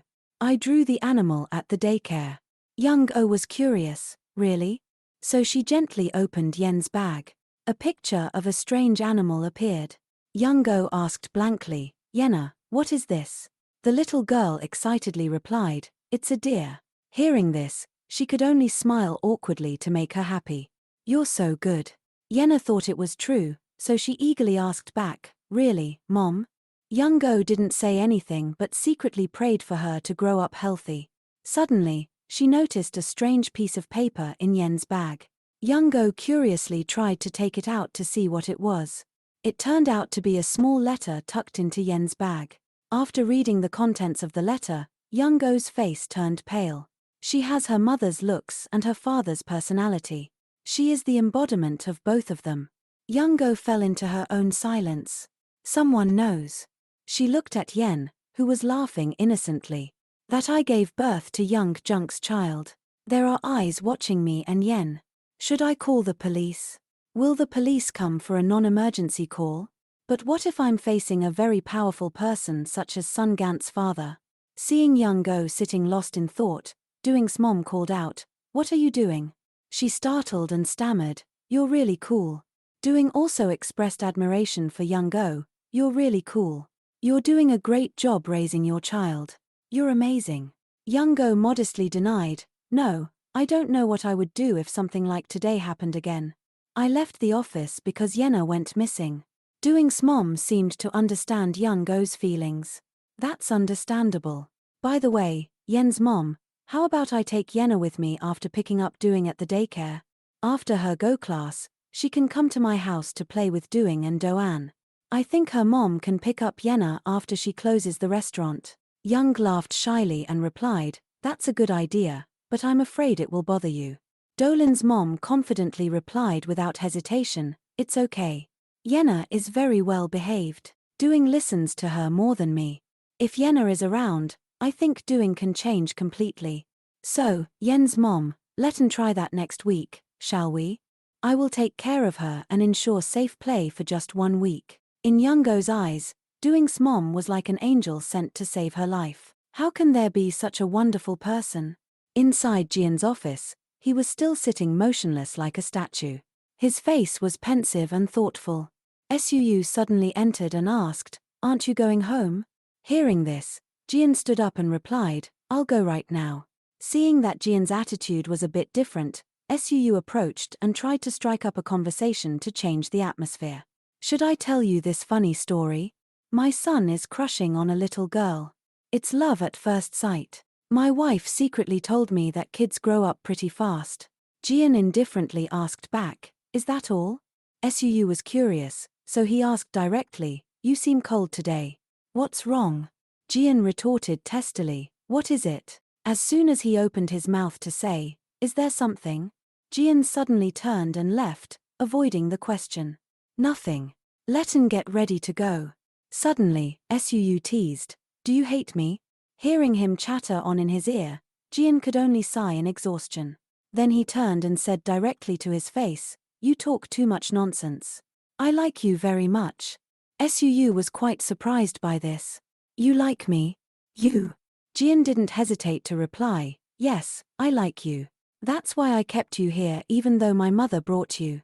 Jian's words stunned his friend on the spot, but he didn't pay attention to his emotions and continued to speak incessantly. "I will handle things well. I definitely won't let you down." Unable to endure it, Suu questioned, "Do you see me as that person's person? Someone sent by your mother? Is your life easy? Don't you have anything valuable? And don't all the friends you meet mean anything to you? Still, I'm supporting you even though you don't trust me.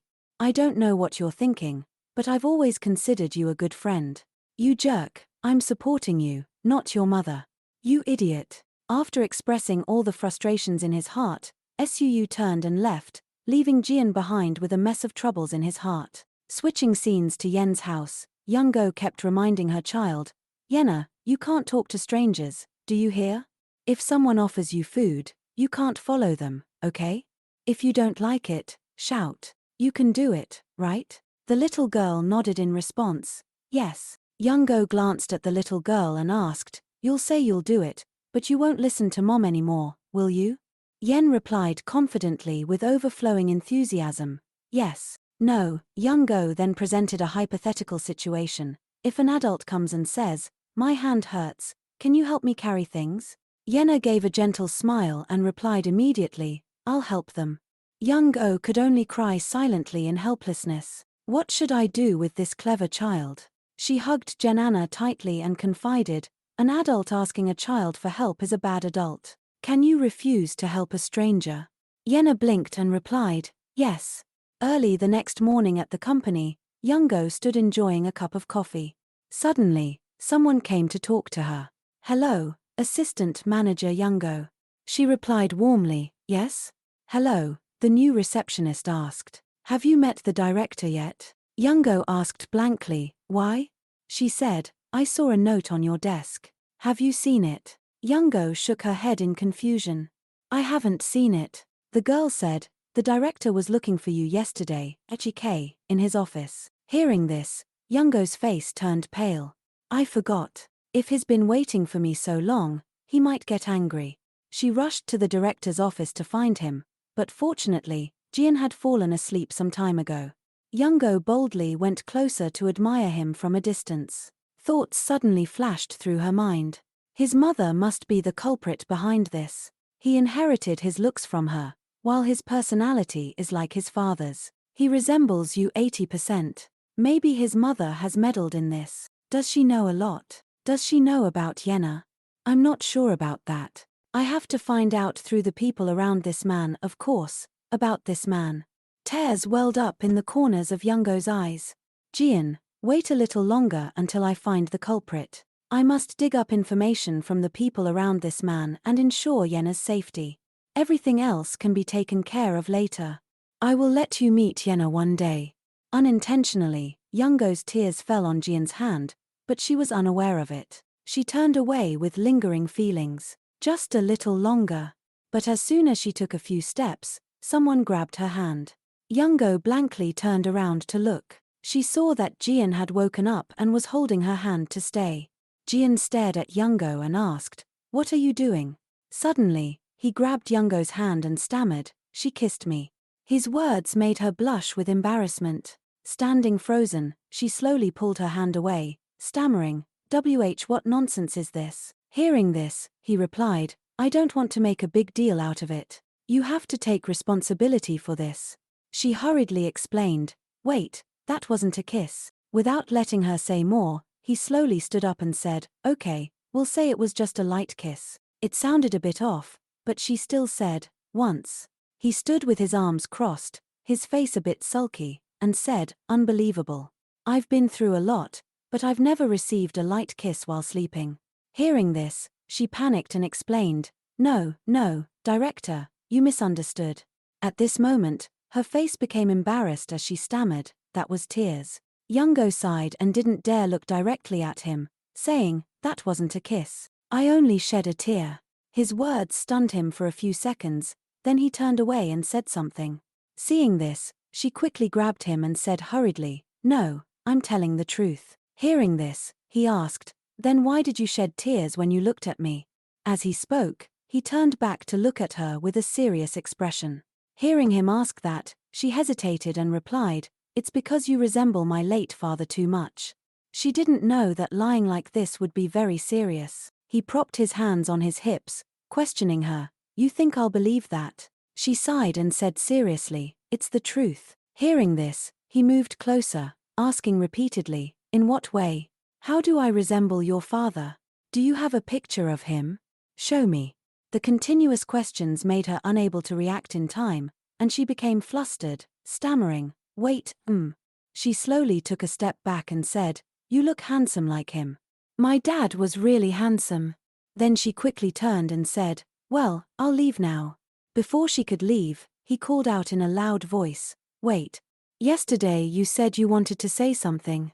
She clung to the doorknob and stammered, "Ah, that's right. Yesterday I also wanted to say that you look like my dad.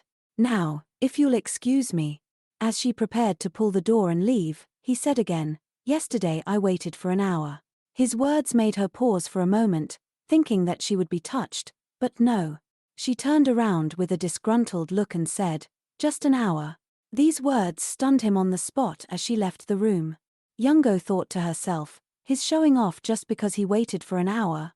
Well, I've waited for 7 years, you idiot. She was about to sit down when she thought to herself, "Oh, my back." Suddenly, the CEO called her. "Assistant Youngo." She replied, "Yes." She waved her hand and smiled, saying, "Can you come here for a bit?" Although she was a bit doubtful, she still stood up straight and asked, "What is it, CEO?" In her head, she was still thinking, "Why is she calling me like this?" The CEO, with a serious expression and her hand on her chin, asked, "Where were you yesterday?" Youngo replied, "I asked for permission to leave early because I had some urgent matters." The CEO deliberately made it difficult for her and smiled mockingly, "I didn't think you were the only one with urgent matters." Her face was very unpleasant, but she still had to endure it, thinking to herself, "She just wants to pick a fight with me." She propped one hand on her chin and gently flipped through the book, nitpicking at her. "We agreed to distribute the positions after the meeting yesterday. Everyone tried to do your part too. Without letting her continue, she quickly replied, but I already did it, CEO. Her face was incredibly surprised when she heard her say that. Seeing this, she continued, I completed it early and uploaded it to the folder already. Didn't the CEO see it? Have you checked them? She hurriedly opened her computer, stammering, no, wait, She interrupted her, saying, I think the other members have checked it already. Then, as she turned to leave, she said, you should check again if you excuse us. In her head at this moment, she was thinking, don't bother me. As she walked away, she thought, don't threaten me about work and hinder me. I won't forgive those who threaten me easily anymore because I have to protect myself and Yenna. I've decided. But she turned back to her desk and looked at it carefully. Work really drains all my energy. After work, her face became haggard and droopy. She thought back to the tasks she had done today, meeting after meeting, arranging meetings, thinking about ideas. She felt incredibly tired, massaging her shoulders and thinking to herself, it's already difficult enough without anyone bothering me. The elevator slowly opened, and in it, she met Leon again, which startled her. Thinking to herself again, he crossed his arms and asked, aren't you getting in? She stepped in and said, I am. Standing next to him was incredibly stressful. She thought to herself, not comfortable at all. Suddenly, she saw someone approaching outside and said, oh. She quickly pressed the open door button and said loudly, CEO, come in, come in. She turned to look at Lee Jian. Seeing that his expression was tense, he didn't dare to enter and turned away, saying, you go first. The elevator doors closed again, causing her to pause on the spot. She turned to look at him and asked, did something happen between you two? Not seeing him reply, she asked further, why? How can you argue with someone as good as him? These words stabbed directly into his chest, no different from saying that he was too evil. She continued, I don't think CEO Park Yu is the one at fault. The more she spoke, the more his expression darkened. At this moment, she realized that she was being too blunt, so she quickly said, I'm sorry. You look like my dad, so I'm concerned. I'm very sorry. Hearing this, he asked, does your daughter like that? She didn't understand and said, huh? He turned to look at her and asked curiously, does your daughter care about her father that much? She replied, yes, of course. She tilted her head to look at him and said, daughters care about their fathers a lot. Suddenly, she hesitated and said, by the way, I think you two should make up. It seems that CEO Park Sang-gu cares a lot about you, director. Her words stunned him for a moment. Elsewhere, at Park Sang-gu's house, a little boy spoke up, saying, Yen, look at this. The boy held out a candy and said, this candy is sparkly. It looks like your eyes. As he spoke, the boy gave the candy to Yen. Park Su's wife, seeing the scene, couldn't help but think, the kids are so adorable. I used to be like that too. Suddenly, there was a doorbell ring. She wiped her hands and went out, saying, yes, I'm coming. It seems like the laundry is done. She opened the door. Behind the door was Lee Jian. He said, hello, I am Lee Jian. Seeing him, she froze for a moment. Later, she reacted and shouted, oh my god. Oh my god. Oh my god. What is it? Oh, it's nice to meet you, Jian. He politely replied, yes, it's nice to meet you. It's been a long time since we've seen each other. She awkwardly replied, ah, yes, please come in. He stepped in, bowed, and said, then I'll bother you. She opened the door and replied, yes, this way. He handed the basket of fruit to her, saying, here, I bought some fruit. Seeing this, she smiled and replied, oh my, you didn't need to buy anything. Haha. Then she asked, why did you come here? He replied, I came to see you. Is he home? She thought he came home early. She stammered, ah, he hasn't arrived yet. You might be mistaken. Hearing the conversation between the two children turned to look at them. She led him to a seat and said, I'll try to call him. Please sit here and wait a moment, okay? The boy ran out and asked, Mom, who is it? She put her hand on the boy's shoulder and said, ah, Duin, say hello to Uncle. He is your dad's friend, Uncle Jian. You know him, right? The boy bowed to him, saying, hello. He patted the boy's head and smiled, saying, "Well, hello. You've grown bigger, Duin." He pointed to Yen, looked at him, and smiled, saying, "My friend is also here." He turned his head to look at Yenna. Sitting, the little girl with sparkling eyes stared intently at him. The two of them looked at each other carefully. Jinya was a little flustered and quickly reminded her son, "Duin, you should say my friend came too. Hearing this, Duin smiled and said again, "My friend came to play too." As soon as he finished speaking, Jian smiled and said, "My son's friend came to play at our house." He enthusiastically replied, "Ah, yes." He looked intently at Yenna, drawing, and thought to himself, "Ah, Duin's girlfriend. Didn't that kid say that he was in love at first sight?" Li Jian stared at the little girl, admiring her, thinking, "Well, the kids are all very cute." Switching scenes to in front of a store, Park S slowly took steps on the road. He thought of his wife's reminder, "You know, right? Today Yenna will come to play at our house. You should work overtime and come home a little late. Don't disturb the kids playing." This made him sigh in dismay. Looking at the door with the tall wine bottle made of LED lights, he mused, "Although Li Jian is not emotional, he always drinks alcohol with me." Suddenly, the phone in his pocket rang unexpectedly. Before he could even finish saying hello, he heard his wife Jinyo scream in panic, "Honey, come home immediately." Hearing this, Park Sangu was extremely startled and asked, "Yenna has returned already?" But his wife's next sentence directly turned him to stone. "No, this is very urgent. Li Jian has come to our house." In another scene, Duin carried the Go board and slowly came to Li Jian. Then he unhesitatingly asked, "Li Jian uncle, do you know how to play Go?" He replied, "Ah, yes." Just before he could finish his sentence, the boy immediately said, "Then let's play Go together." Saying this, Duin smirked, revealing his two small fangs, and said softly, "You can beat me, right?" Duin quickly sat down on the floor, and Li Jian slowly stood up and said, "How do you know how to play Go?" The boy happily replied, "I went to Go class." When he saw Yenna slowly approaching, Duin immediately turned his head and said, "Yenna, come here and watch me play. I'll show you how I play Go." Hearing this, the girl didn't say anything and sat down beside Duin. Duin opened his mouth a little shyly and said, "Uncle, please go first." Yenna turned to look at him and said, "That's not right. Black should go first." As soon as the words were spoken, Duin followed suit, placing the stone in his hand and saying, "Ah, of course. That's right." Meanwhile, Li Jian was still watching intently, his face more cheerful and amiable. Just like that, the three of them focused on playing Go together. After a while, Yenna suddenly spoke, her face serious, saying, "That's the wrong way. You should block its escape route."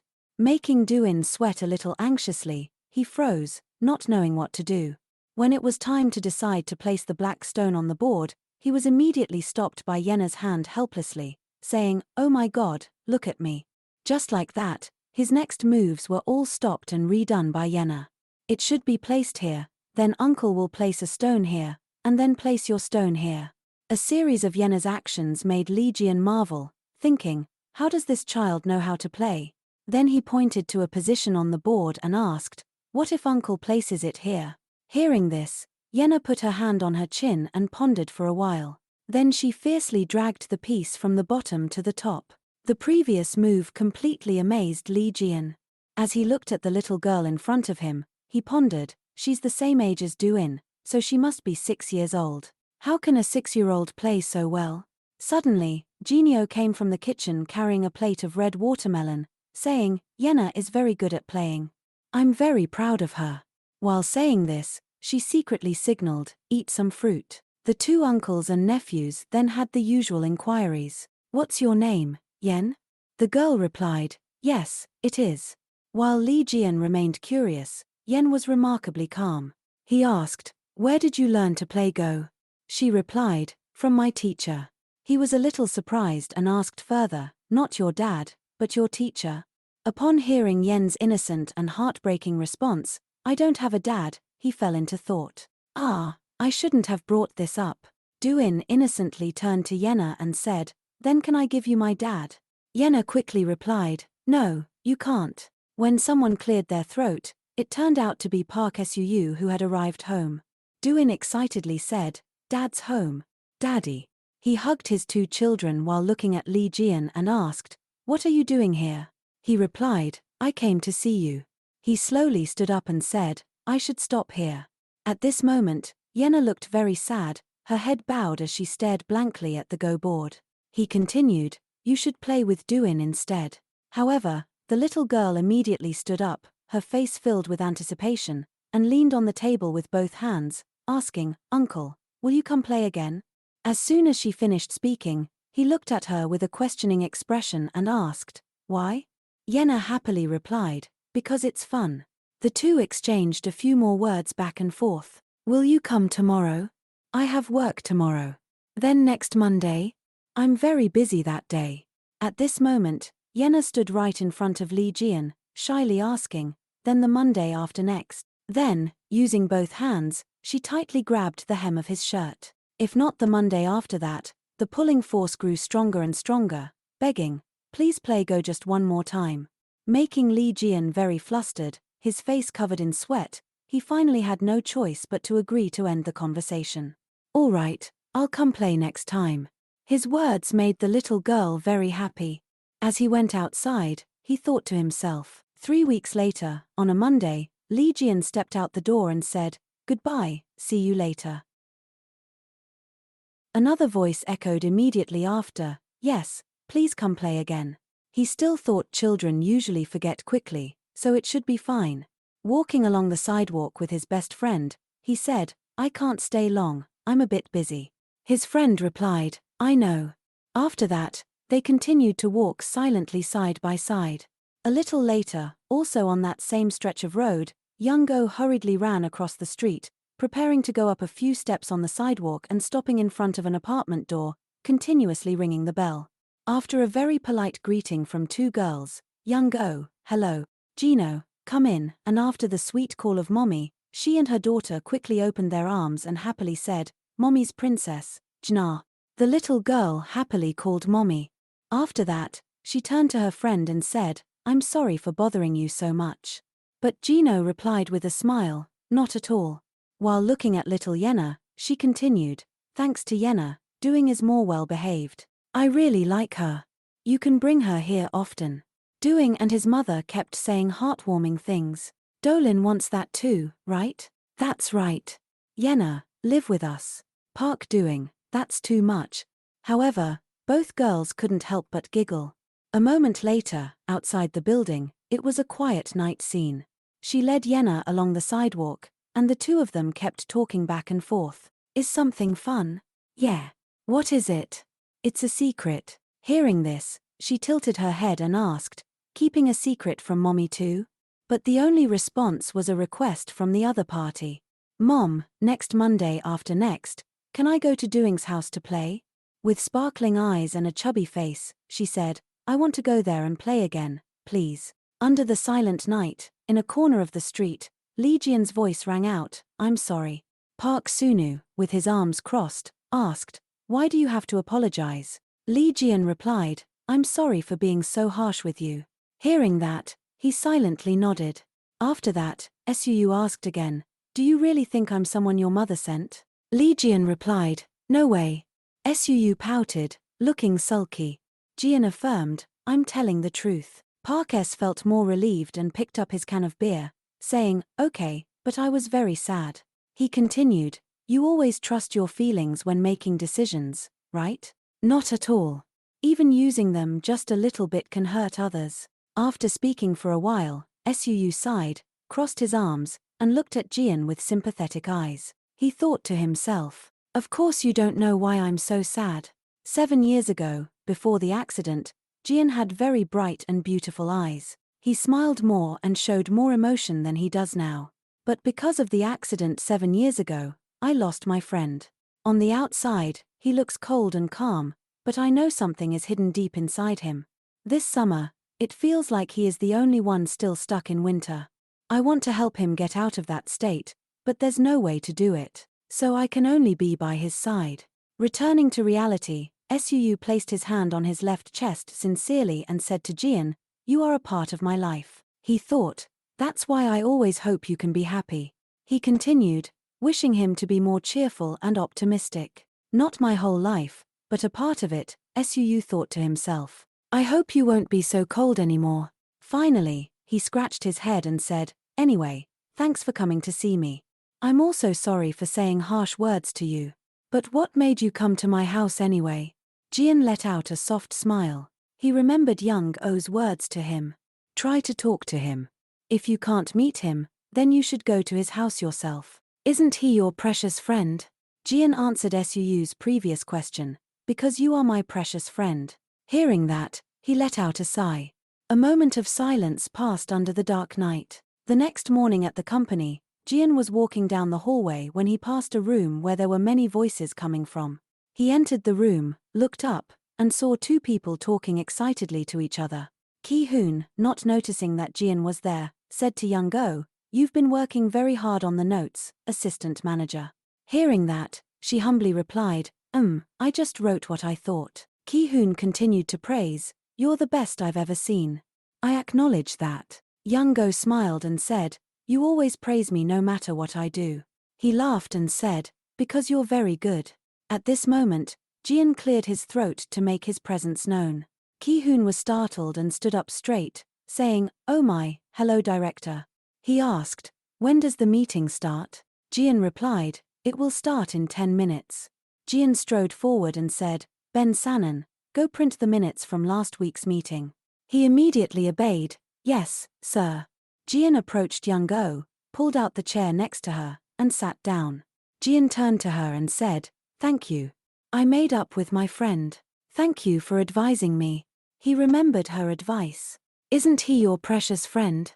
You can't cut off the precious thread just because there's a knot on it. You need to untangle it. Returning to the present, Young O turned her head to look at Jian and replied, "Ah yes, it's good to know that." Although that's what she said outwardly, in her heart she thought, actually, I'm saying that to myself as well. If only I had searched for you longer, if only I hadn't given up, if I hadn't lost faith and trusted you more, then would our lives be different? Jian crossed his arms and suggested, "If you miss your dad, then just come here." Hearing that, Young O silently nodded. Then she suddenly realized something confusing and said, "Sorry." He said seriously, "You said that I resemble your dad. I don't mind, so come by sometimes." Young O asked confusedly and helplessly, "Does it show on your face?" Jian replied, "You don't want to. I'm thinking of you." Young O outwardly smiled and said, "Right, thank you for talking about this." But in her heart, she thought, "You must be very happy, huh?" After a while, Ki-hoon had printed out the documents. He happily smiled like a flower and said, "Director, I brought the minutes here." Jian was surprised and said, "So fast?" Ki-hoon smiled and replied, "Of course." Someone mumbled, "He did it very quickly." Extending the time until the meeting took place, a girl said, "Today, I hope everyone can give their opinions. After hearing the opinions, we will make a decision." Another girl spoke up and said, "Should I volunteer first?" That girl started her presentation. People in their 20s and 30s are often physically healthy but mentally exhausted. Jian kept twirling a pen in his hand. Sitting next to him thought, he's losing focus. He's been distracted a lot lately. The girl was still continuing her presentation. They have many things they want to do, but first they have to follow the orders of others. Suddenly, the pen in Jian's hands slipped and fell. The girl continued, "Therefore, their work efficiency decreases and they feel exhausted." On their way home, Jan's pen fell to the ground, and the presentation was still continuing. They also feel envious when they see people in the park. The fallen pen was rolling closer to Young O's feet. She turned her head and thought to herself, "Did he drop it on purpose? Is he telling me to pick it up?" Young O had no choice but to bend down and pick up the pen while the girl was still engrossed in presenting her ideas. When they got home, the first thing they look for is not food but beer. They will think, this is why I continue to work. She reached out for the pen. Suddenly, a larger hand reached out and also picked up the pen. It was Jian, also bending down to pick up the pen he dropped, so it unexpectedly created a somewhat awkward situation. Young O was embarrassed, her face turning red. She didn't say anything and quickly stood up and sat in her chair. Young O sat stiff as a statue, thinking to herself, What was that? He probably didn't do it on purpose. The meeting was still proceeding normally. I think there are two catchphrases. Young-go looked at her presenting colleague thinking. But Chai Yunai is sitting right there. She was still enthusiastically speaking. That is, single needs beer and this is the taste of youth. This is the healing course. That is all. A man added, that's great, but is it too simple? Healing like that seems too negative. A person said, we still have to look at the practical issues first. Beer commercials usually feature young models in bars enjoying themselves refreshingly. Is it okay to remove that? Is it risky? Young-go contributed an idea. How about this? People see a bar with many young people drinking on TV, but is it really that noisy? I think the noise level has decreased, and the advertisement focuses on the sound of drinking beer. Actually, we can drink beer in the living room while watching a movie alone, right? The gray-haired man nodded in admiration after listening. That's great. The short-haired girl also said, I like this idea too. I hope that customers don't feel sad or distressed when they drink. Ki-han raised his index finger, expressing praise for Young-go. Yunai glared angrily at her. Young-go, receiving everyone's approval, smiled in return. Right at this moment, inside the women's restroom, someone was turning on the tap and using it. Chornbai seemed not to notice that she was turning on the tap but stood still and pondered. Young Jian is acting very strangely. The atmosphere at that time was also strange, even in today's meeting as well. Young-go, director Young Jian is looking for her, even the notes on Leo's desk. Young Jian is not that kind of person. He was once so distant from women that others doubted his character. Moreover, Young-go. Suddenly, at this moment, a red-haired girl suddenly approached and called out, "Oh, manager. Manager. What's making you sad?" Chornbai wearily sighed and replied, "Nothing." The red-haired girl, seeing this, asked again, "Is there a problem? You can tell me." Hearing that, she seriously warned, "First, I'm only telling you, okay? This is a secret." She quickly affirmed, "Yes, of course." She began to explain, "I'm talking about Belly, Young-go, and Teen too." She asked in surprise, "The secretary who takes notes? Why?" She then explained, "Actually, we used to be classmates." Hearing that, she was very surprised and quickly asked, "Really? I didn't even know. Are you close to her?" She hesitated a bit and replied, "Well, her family situation is quite difficult. I always try to help her, but when we get a little closer." Seeing Chornbai suddenly sigh in the middle of her speech made her very curious. She quickly asked, "Did something happen, manager?" She leaned closer to her ear and whispered, "Do you know what kind of person she is? The kind that takes other people's things without permission and uses them freely. She always tries to imitate others to look more perfect." Hearing that, she was very surprised and exclaimed, "Oh my. Really? I'm really shocked. I didn't expect her to be that kind of person. Has she changed?" Seeing Chornbai suddenly sigh, making her very curious, she hurriedly asked, "Oh my, what about now, manager?" She then replied, "Well, I don't know, but perhaps this change isn't easy. But Young-go often visits Jian." She asked with some curiosity, "Why?" She hesitated a bit and guessed, "Well, about that, perhaps she has a lot to discuss with Jian." After listening to the words she had said, she said with great dissatisfaction, "Oh my, that's ridiculous.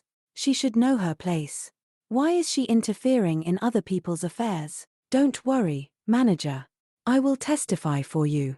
With just a little carelessness, she will be ruined." Suddenly, at this moment, Samiran suddenly opened the door and walked out, and without saying a word, she just walked away. The red-haired girl, seeing this, covered her mouth with her hand and said worriedly, "What to do? Team leader Samiran divorced her husband because he had an affair with a colleague. Will Lee Young-oh be hated by her?" A few days later, at the apartment complex where Young-oh lived, she was sitting, tying Yena's hair while pondering. The atmosphere at the company has been a little strange these past few days. The production team, I can feel the sharp eyes of production team 1, team leader Samiran, our team leader as well. Did I do something wrong? Right at this moment, Yena suddenly spoke. "Mom, it's only 1 week away." Young-go blankly asked, "Huh?" The The little girl smiled brightly and reminded, "Mom, don't you know what day next Thursday is?" She didn't answer but smiled softly, thinking, how could I not remember? I can't believe my little one is already 6 years old. Yenna was born prematurely and had to stay in the hospital for an extra week because she was sick. Something strange happened. While holding Yenna in her arms, Young-go asked in confusion, "Why is her forehead so red, as if it's been burned?" The nurse explained, "Ah, that's a birthmark. It's quite common in newborns and usually disappears after a year." She hurriedly brushed the girl's bangs up and thought doubtfully, a birthmark should disappear a year after birth, but it's still the same now. In many places, birthmarks are called a quat or angel's kiss. A quat means the baby is too beautiful, so the angel kissed the baby. After thinking, Young-go asked, "What do you want to do for your birthday, Yenna?"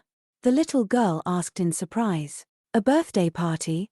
She suddenly hugged the little girl tightly and thought emotionally, that story seems to be true, as my world is like heaven thanks to Yenna and Jian. Our child is almost 6 years old. The next day at the company, someone suddenly asked assistant Lee Young-go, "Have you heard about the company's emergency dinner with Don Liquor today?"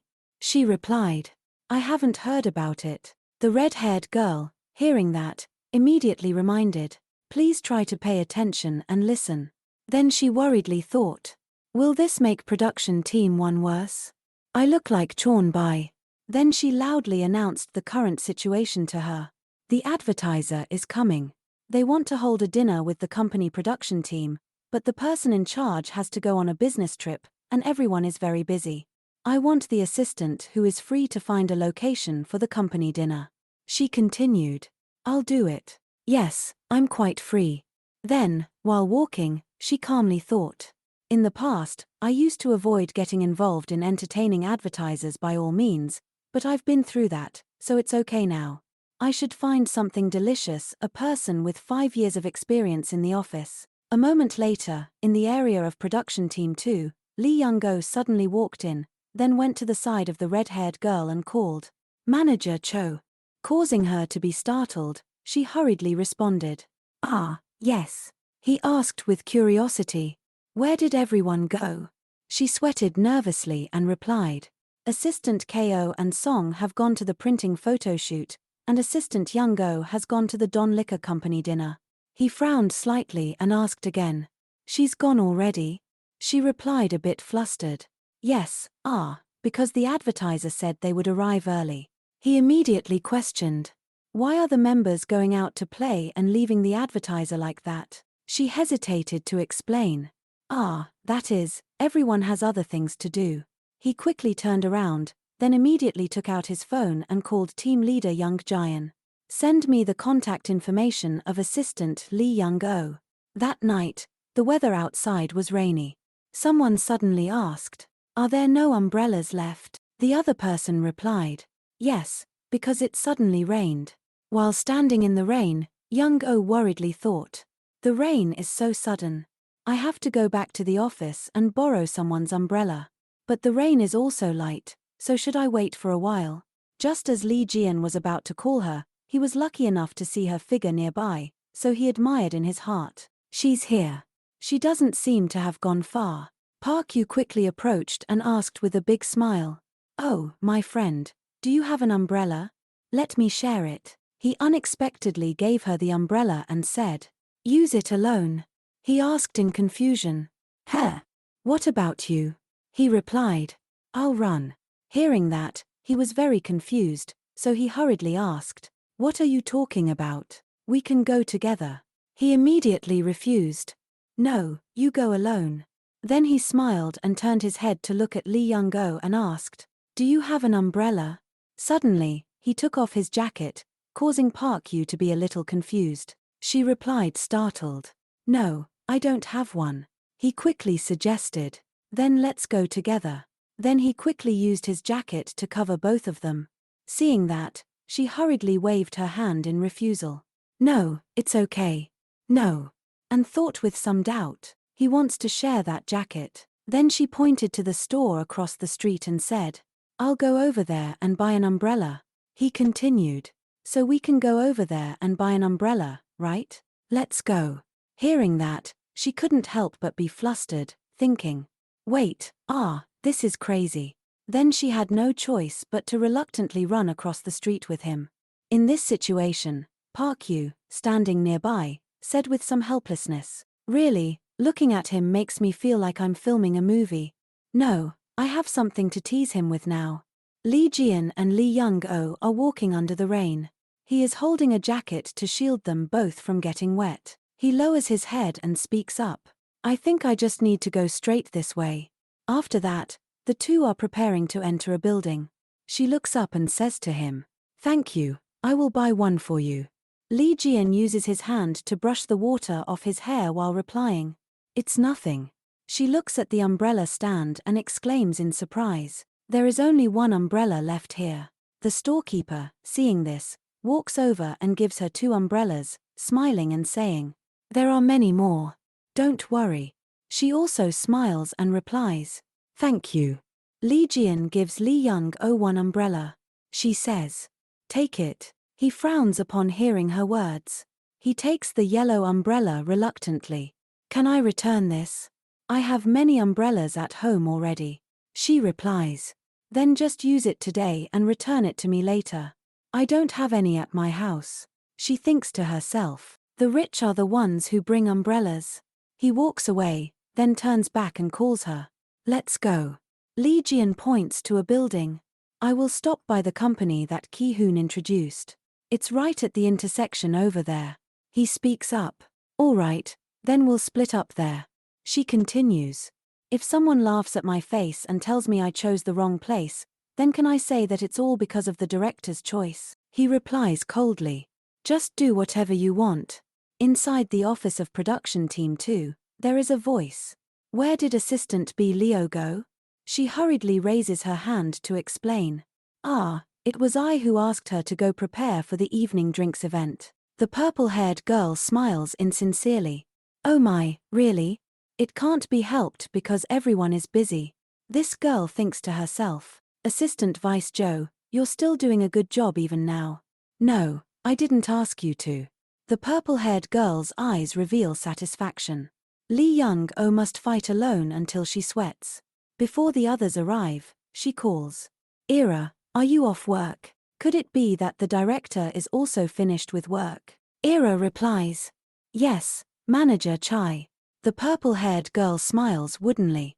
The director said that he would come meet the production and advertising teams.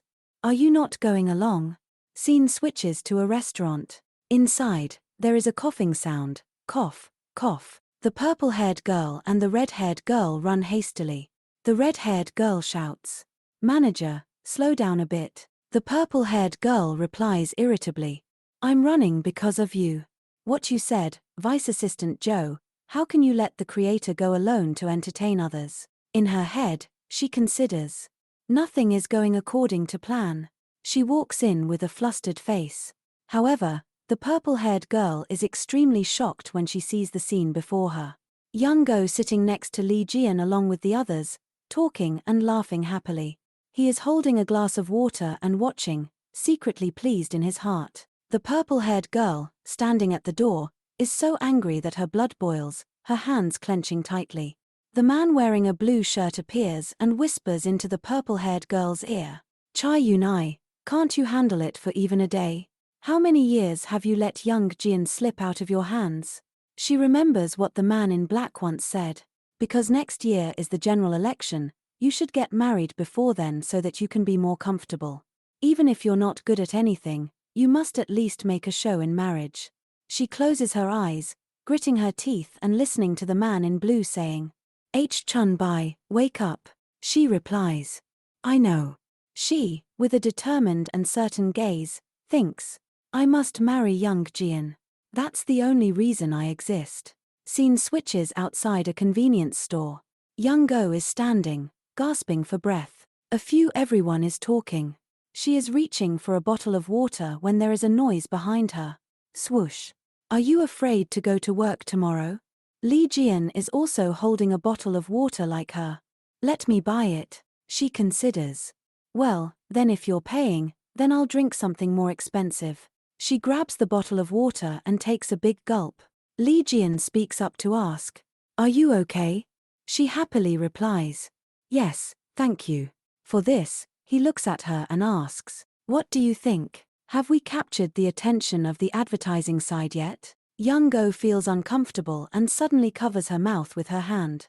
He stands to one side, bewildered, not understanding what is happening. "Did you drink too much?" After that, she throws the bottle of water in her hand into the trash can. "I don't feel very well today." Suu suggested, "Let Young-oh go home. I'll take you." But she refused. "No need," I said, "don't worry. I can get home myself." Then she turned and left. Lee Jian watched her retreating figure, a little sadness in his heart. "As always. You turn your back to me and walk away." He wondered, annoyed by the small thing. "Why do you always do that? What do I have to do to make you look back?" Lee Jian suddenly called out, "Jongo." Hearing his voice, her steps faltered. He asked, "Where do you think you're going?" She turned around in surprise. "What? What is this?" She took a few steps closer to him and asked, "What do you want?" She looked at him with longing. "Huh." He reached out to hug her, his face flushed with embarrassment. "What's with this reaction?" He looked at her face, flustered. "This is a joke, right? What should I do?" He forced a smile. "Oh look, you really are drunk," he said. "Get a grip, Lee Jongo." "Oh, I know I look like your late father." Just then, she stepped back in shock. "Are you serious?" He said to her. "I know, but you shouldn't treat me like this right now." His words darkened her expression. "If you're drunk, you should go home quickly." He glanced at his phone and said, "Lee Young-go, I'll take you home." He looked at her, waiting for an answer. Lee Jian watched the taxi pull away, confused. Lee Young-go was a little flustered, morning in the city of lights, filtering through the trees. "Look how much you drank. How could you drink so much?" Soup was brought out. "You look like a frog. How could you drink so much that your eyes are swollen like that?" Young-go ate her rice while defending herself. She thought to herself, "I wish Young Jian hadn't said that." Then Young-oh chewed her rice and replied, "I drank in moderation." "Is that your moderation?" So Young-oh spoke up, reminding her mother, "Mom, Yenna will hear you. Are you finally ashamed in front of your daughter?" At this point, Young-oh seemed more awake instead of feeling dizzy. "I feel like I have a cold," her mother said helplessly. "You eat so much, and you're still tired. How about taking a day off to rest?" "How can I ask for a day off when I've only been working there for a few days? Anyway, tomorrow is the weekend, so I just need to get through today." Her mother scolded her. "But you." Young-oh reassured her. "Don't worry, Mom." Young-oh inhaled the outside air and felt like she didn't want to go to work at all. "I shouldn't pretend that everything is okay." At this time, Jian was sitting at a cafe looking at the watch on his hand. Young-oh worried and thought, "That monster will beat me black and blue today. It's okay as long as I can avoid Jian. I'll be fine." As soon as she thought of him, his footsteps approached her. Jian came forward to greet her. "Assistant Manager Young-oh." She was startled. Where did he come from? Yesterday, before she could finish speaking, Jian saw Young-oh standing far away from him. "What is this? He's acting like he's been waiting for me. He doesn't even look like he's in a good mood. Always making me worry. What is he going to do now? Apologize." In the elevator, all the employees were bustling. "The director is here too. I need to move to another corner. Why is the elevator so crowded? All of a sudden, I can't breathe." The elevator announced that it had reached the destination. "Wait, I need to get off at this floor." But Young-oh's voice wasn't loud enough for everyone to wait for her. Then suddenly, her hand intertwined with a man's hand. Her body was completely in Jian's arms. The two were very close. So Young-oh spoke up, resisting. "Let me go." Jian looked at her face and asked, "Are you sick? You don't look well." But Young-oh quietly replied, "I'm fine. Don't tell me you're still drunk. It's a cold. Whose fault do you think it is?" Before Young-oh left, she turned around to look at him and thought to herself, "There's nothing about him that I like. It was foolish to think he would apologize. Oh well, stop thinking about things that give you a headache and wake up. You'll know I have a lot of work to do. Ki-hoon appeared from outside. I did what you asked me to do yesterday. I was wondering if there was something so urgent that you forgot your bag. Young-go took her bag and thanked Ki-hoon. You're welcome. You've been working very hard. He replied cheerfully. That's right, Young-go, work. Young-go gradually regained her spirits. It was late, and Young-go was exhausted in the office. Take the medicine to get better quickly, that way, you can work effectively. Young-go found it ridiculous. He made me sick and then gave me medicine to cure me. This isn't what I expected. Unfortunately, I don't have the strength to argue with him. I wish my body felt better. Then suddenly, Jian put his coat on her. When you're sick, you should wear more clothes, he said in a very warm voice. I have my own fashion sense, Young-go replied coldly. Jian even gave her a compliment. It suits you very well. Just wear it and pretend you don't know who it belongs to. Anyway, I rarely touch it. I would appreciate it more if you let me leave here sooner rather than later, Young-go said sharply. Jian agreed immediately. Okay. Do you want me to take you home? He didn't even bother to apologize for yesterday. He was only concerned about trivial things, she thought, then replied, no need. I'm going back to work. I'll only take this medicine. Jian was left alone in his office, folding his arms and silently looking at the door. Then he said coldly, you should take more. This is really difficult. At this time, the office was bustling. Leton ate while everyone enjoyed their lunch, but Young-go slumped at her desk, not in the mood to eat. She had no memories of years ago, the time when Jian also put his coat on her, the way he carefully adjusted her coat, his expression warm. Yet he could do the same action with the same smile now. She remembered when he said, it suits you very well. Suddenly, someone came to ask her, Assistant Manager Lee, are you feeling any better? Team leader said, I've taken some medicine, so I'll probably get better soon. The team leader exclaimed, I bought some cereal. Let's eat together. Thank you for this, Young-go replied softly. You're welcome. I always like to be with you, Assistant Manager Lee. But Assistant Manager Lee, I don't know if it's rude to ask, but I keep wondering. Young-go immediately replied, it's okay, please ask. Is it that you've known Director Jian from before? Hearing this question, Young-go suddenly felt scared. Perhaps she dated the director during the time he lost his memories. Young-go's hands trembled and her voice faltered. Seeing her attitude, the team leader quickly spoke up, you don't have to answer me right away. You must have your own reasons. I'm just a little worried because your face always changes whenever someone talks about Director Jian, like the time in front of the elevator. But if you knew him 7 years ago, wouldn't you have any intention of saying anything? The director is also getting married soon, and you work at the same company. Young-go unconsciously replied, I haven't decided yet. It's okay. Assistant Manager Lee, tell me whenever you want someone to go out for a drink with. I'm sure I can't help you solve a problem, but at least I can listen to your troubles. Please don't think too much about it, okay? That's the most important thing. Young-go had no choice but to reply happily, of course. At this time, everyone was going down the stairs and ran into Jian. There's the director. Hello, director. I don't know if you've had lunch yet. Jian also said at the same time, by the way, about yesterday you're the one who had Team 2 replace Team 1 to interact with customers. I heard that you suggested new employees go to entertain the guests. Hearing this, the girl's face turned pale. That's because Assistant Manager Sin was too busy. She has a lot to do, but only after work, the girl replied. I have quite a lot of work to do, and the deadline is approaching, so I had no other choice, she added. I understand your busy schedule. From now on, don't let this happen again. Now, can you show me the results you've done since yesterday? Hearing this, everyone was startled. I'm very disappointed. You've been working so hard, but there are no results. Jian pretended to say, you should stay at the company after dinner to continue working. Now I understand why customers always return what you've done. From now on, Assistant Manager Sin must send a report on what she has done by email at 6 p.m. every day. Then Jian left, leaving everyone to breathe a sigh of relief. Sin cried miserably. Manager, what should I do? It's okay. I'll talk to him. At this time, Jian and Youngo accidentally met each other. Youngo caught sight of a girl following him. The director is getting married, and I work at the same company. That's right.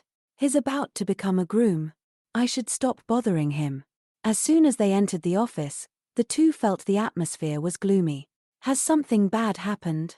Assistant manager Sin promised to work harder. If you continue to be so strict with her, wouldn't she become sad and work worse? Inside the director's office, there were voices of two people talking to each other. Jian remained cold, ignoring those words. My mom already mentioned the wedding. What should I do? Yunai said excitedly. But she received a cold reply. You can handle that yourself. Don't you understand my mother the best? So what about you? What do you want to do? I'm not so thick-skinned as to ask you to do anything. Yunai worriedly thought, I've said too much to everyone. If I said I wanted us to get married, what would you think? Yunai happily looked up, but she didn't receive any response.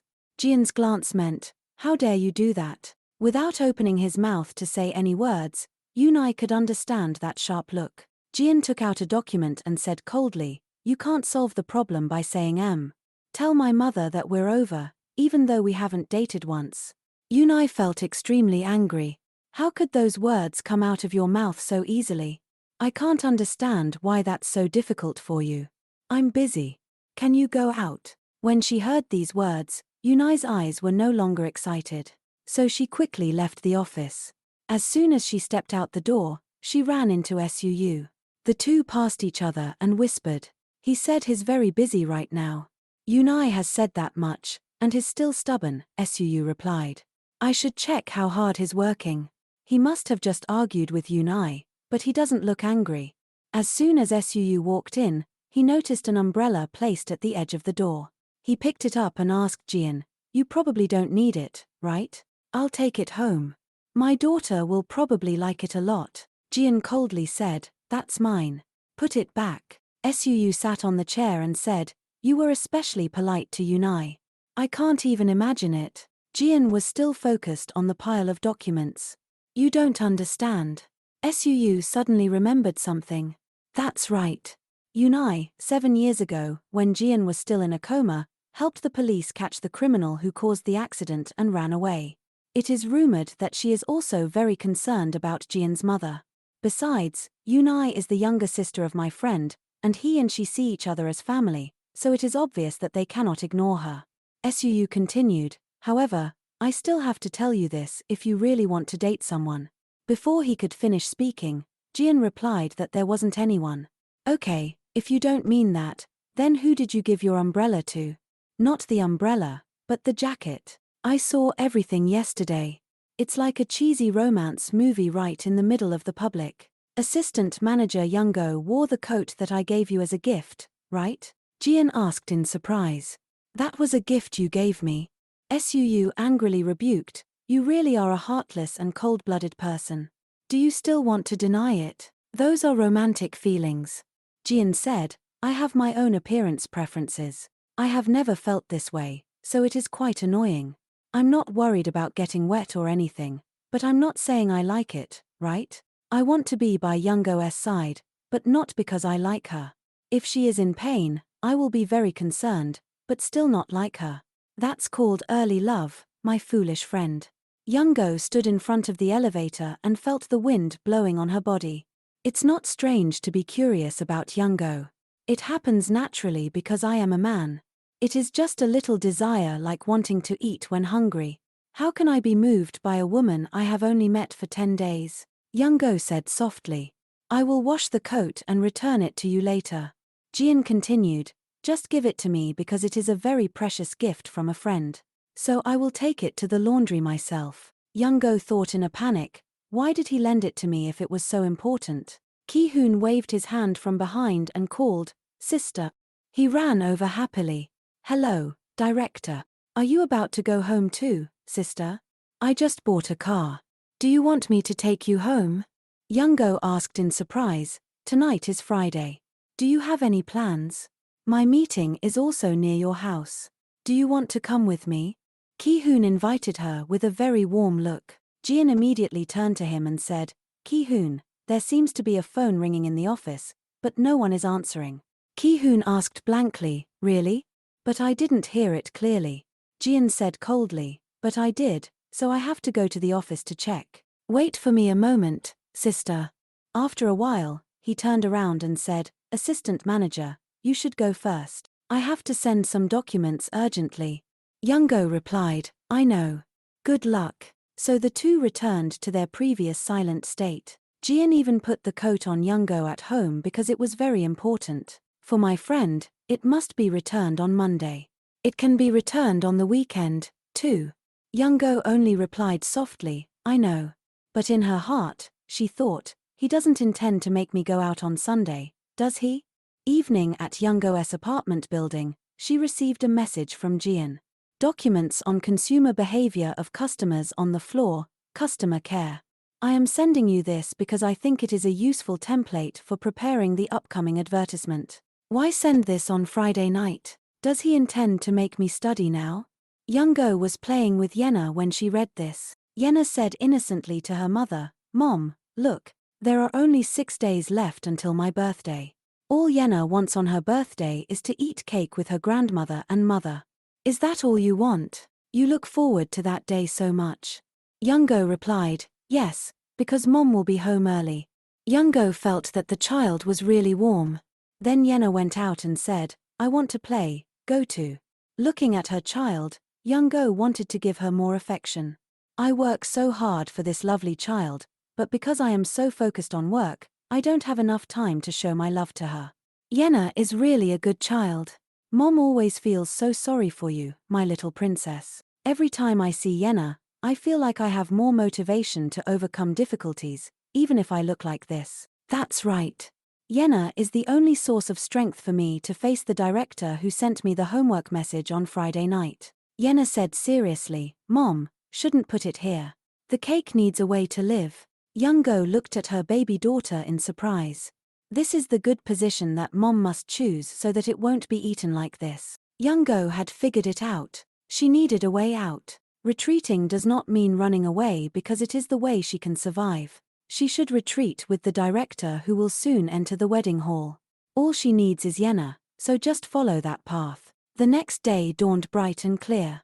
Young-go replied to him with a message, I understand. I'll review it carefully. Jian looked extremely displeased. I sent the message on Friday, but she didn't even bother to look at it over the weekend, and now she says I'll review it carefully. In the office, people were bustling around. A message was sent, and it took her 3 days to reply because it's work that I have to do on weekdays, not including weekends. She replies to me like a delivery person. That's right. Work is only processed on workdays. If you want same-day delivery, you have to send it before 3 p.m. on business days. No, it's about getting a response the same day. A loud laugh came from the director's office, startling the employees outside. If you say so. Jian found it interesting. This is also very useful to look at. Jian sent Young-go a piece about the expectations for a new world, the world SOR media desires. Your message has been received. I will handle it. Young-go felt that this director was truly annoying.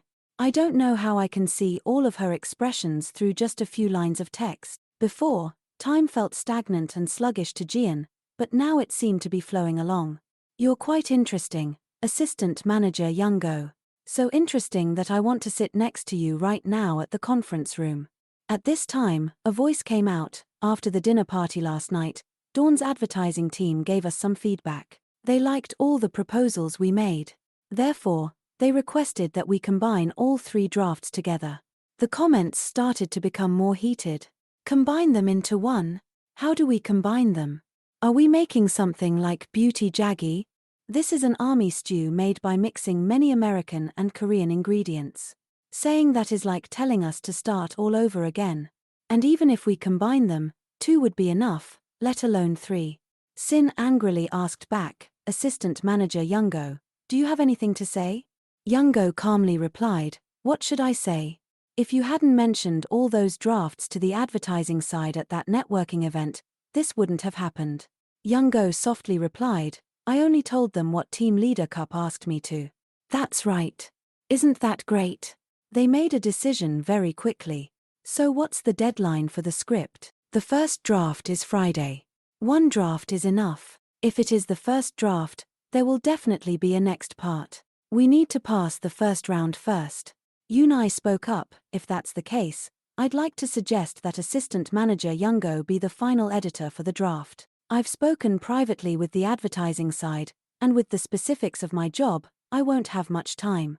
You know we have to prepare a lot of copies to ensure the requirements for quantity and quality, right? Youngo angrily thought to herself, is she trying to punish me like this again? Thursday is Yen's birthday, so I definitely have to finish it before then. Well, it's better than being dragged around everywhere. I want to be the one holding the reins. Youngo replied, I understand. Then let's cooperate. Everyone, send your ideas via email. Just share your opinions, and I'll compile them and select from them. That sounds very exciting. Then that's all for today's meeting. Thank you, everyone, for working hard. Yunai added, Assistant Manager Lee, here's my idea. Just take it first so you don't have to do what you said in the meeting. Youngo had to repeat once again, I said to send it by email. When I send you the file, you have to copy it and send it. Anyway, you need to learn to work more systematically. Yunbai seemed annoyed. Kun, I have something I want to ask you. Just for a moment.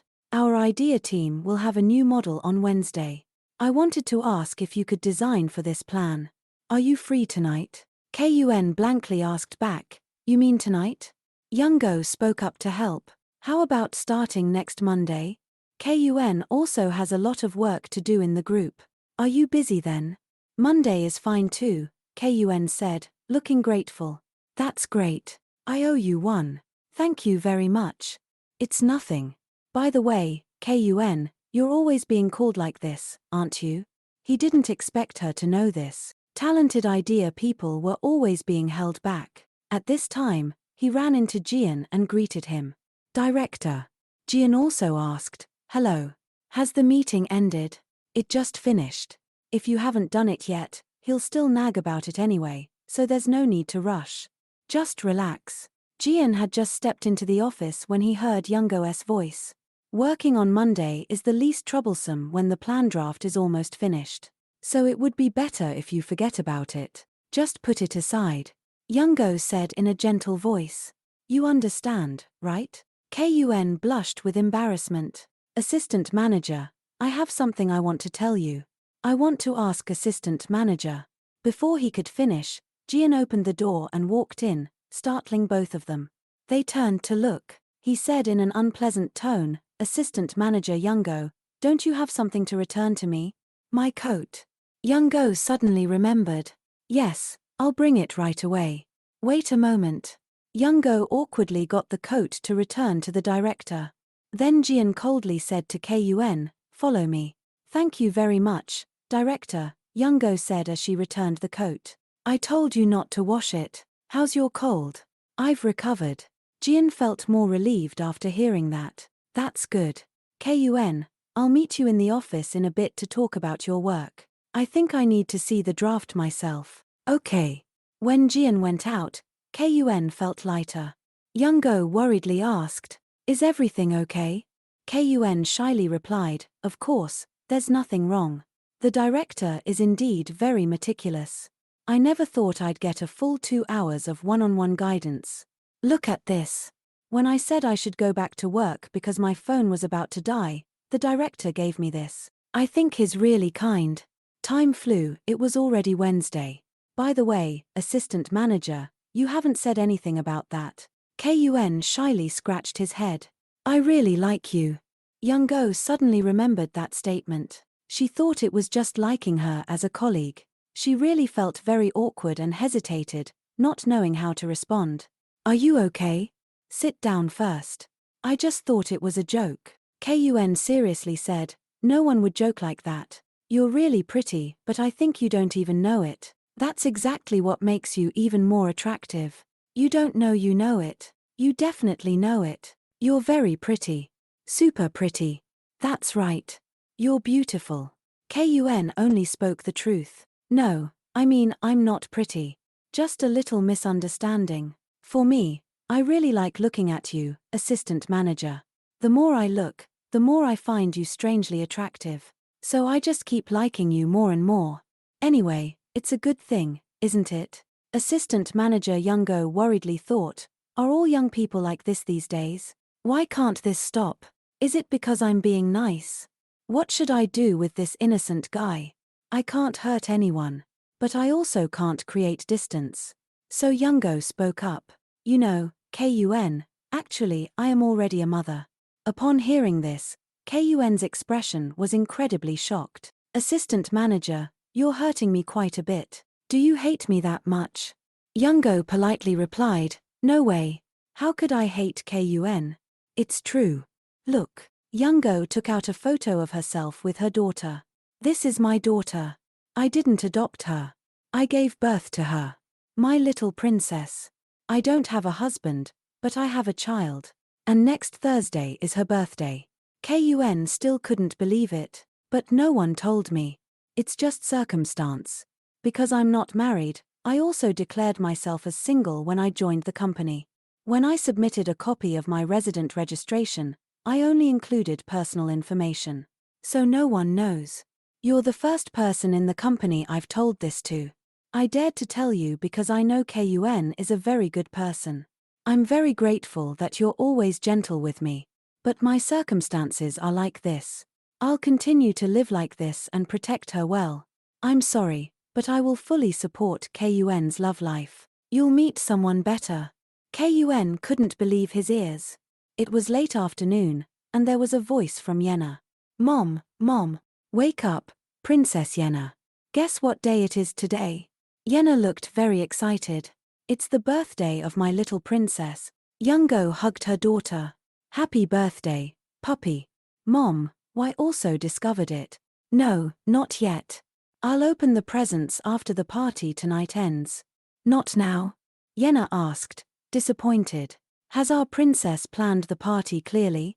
The dishes were already laid out on the table. Everything had been prepared for the little girl's birthday party. Yenna at this time was like a princess stepping out of a comic book. I'll be home early, Yenna said. With that hairstyle, the two of them looked alike. Yenna also didn't forget to tell her mom. You have to come home early today. Of course. Kun in the office saw Youngo working incredibly enthusiastically today. Yenna also wanted to pinky swear with her mom. I'll miss you, okay? I promise. The pinky swear was a promise to each other. At this time, in another house, there was a voice. Mom, the tie. Mom. Doing wondered. What's this? You want to button up all the buttons to tie the tie? The boy innocently replied. Because today is Yenna's birthday.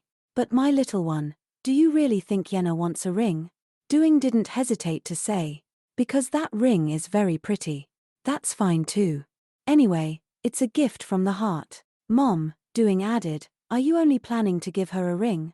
Not at all. There's also a letter. The boy gave his mom a small letter. Mom Doing opened it and saw the handwritten lines of her son. Yenna, your eyes are like a garden of jewels. Please marry me later.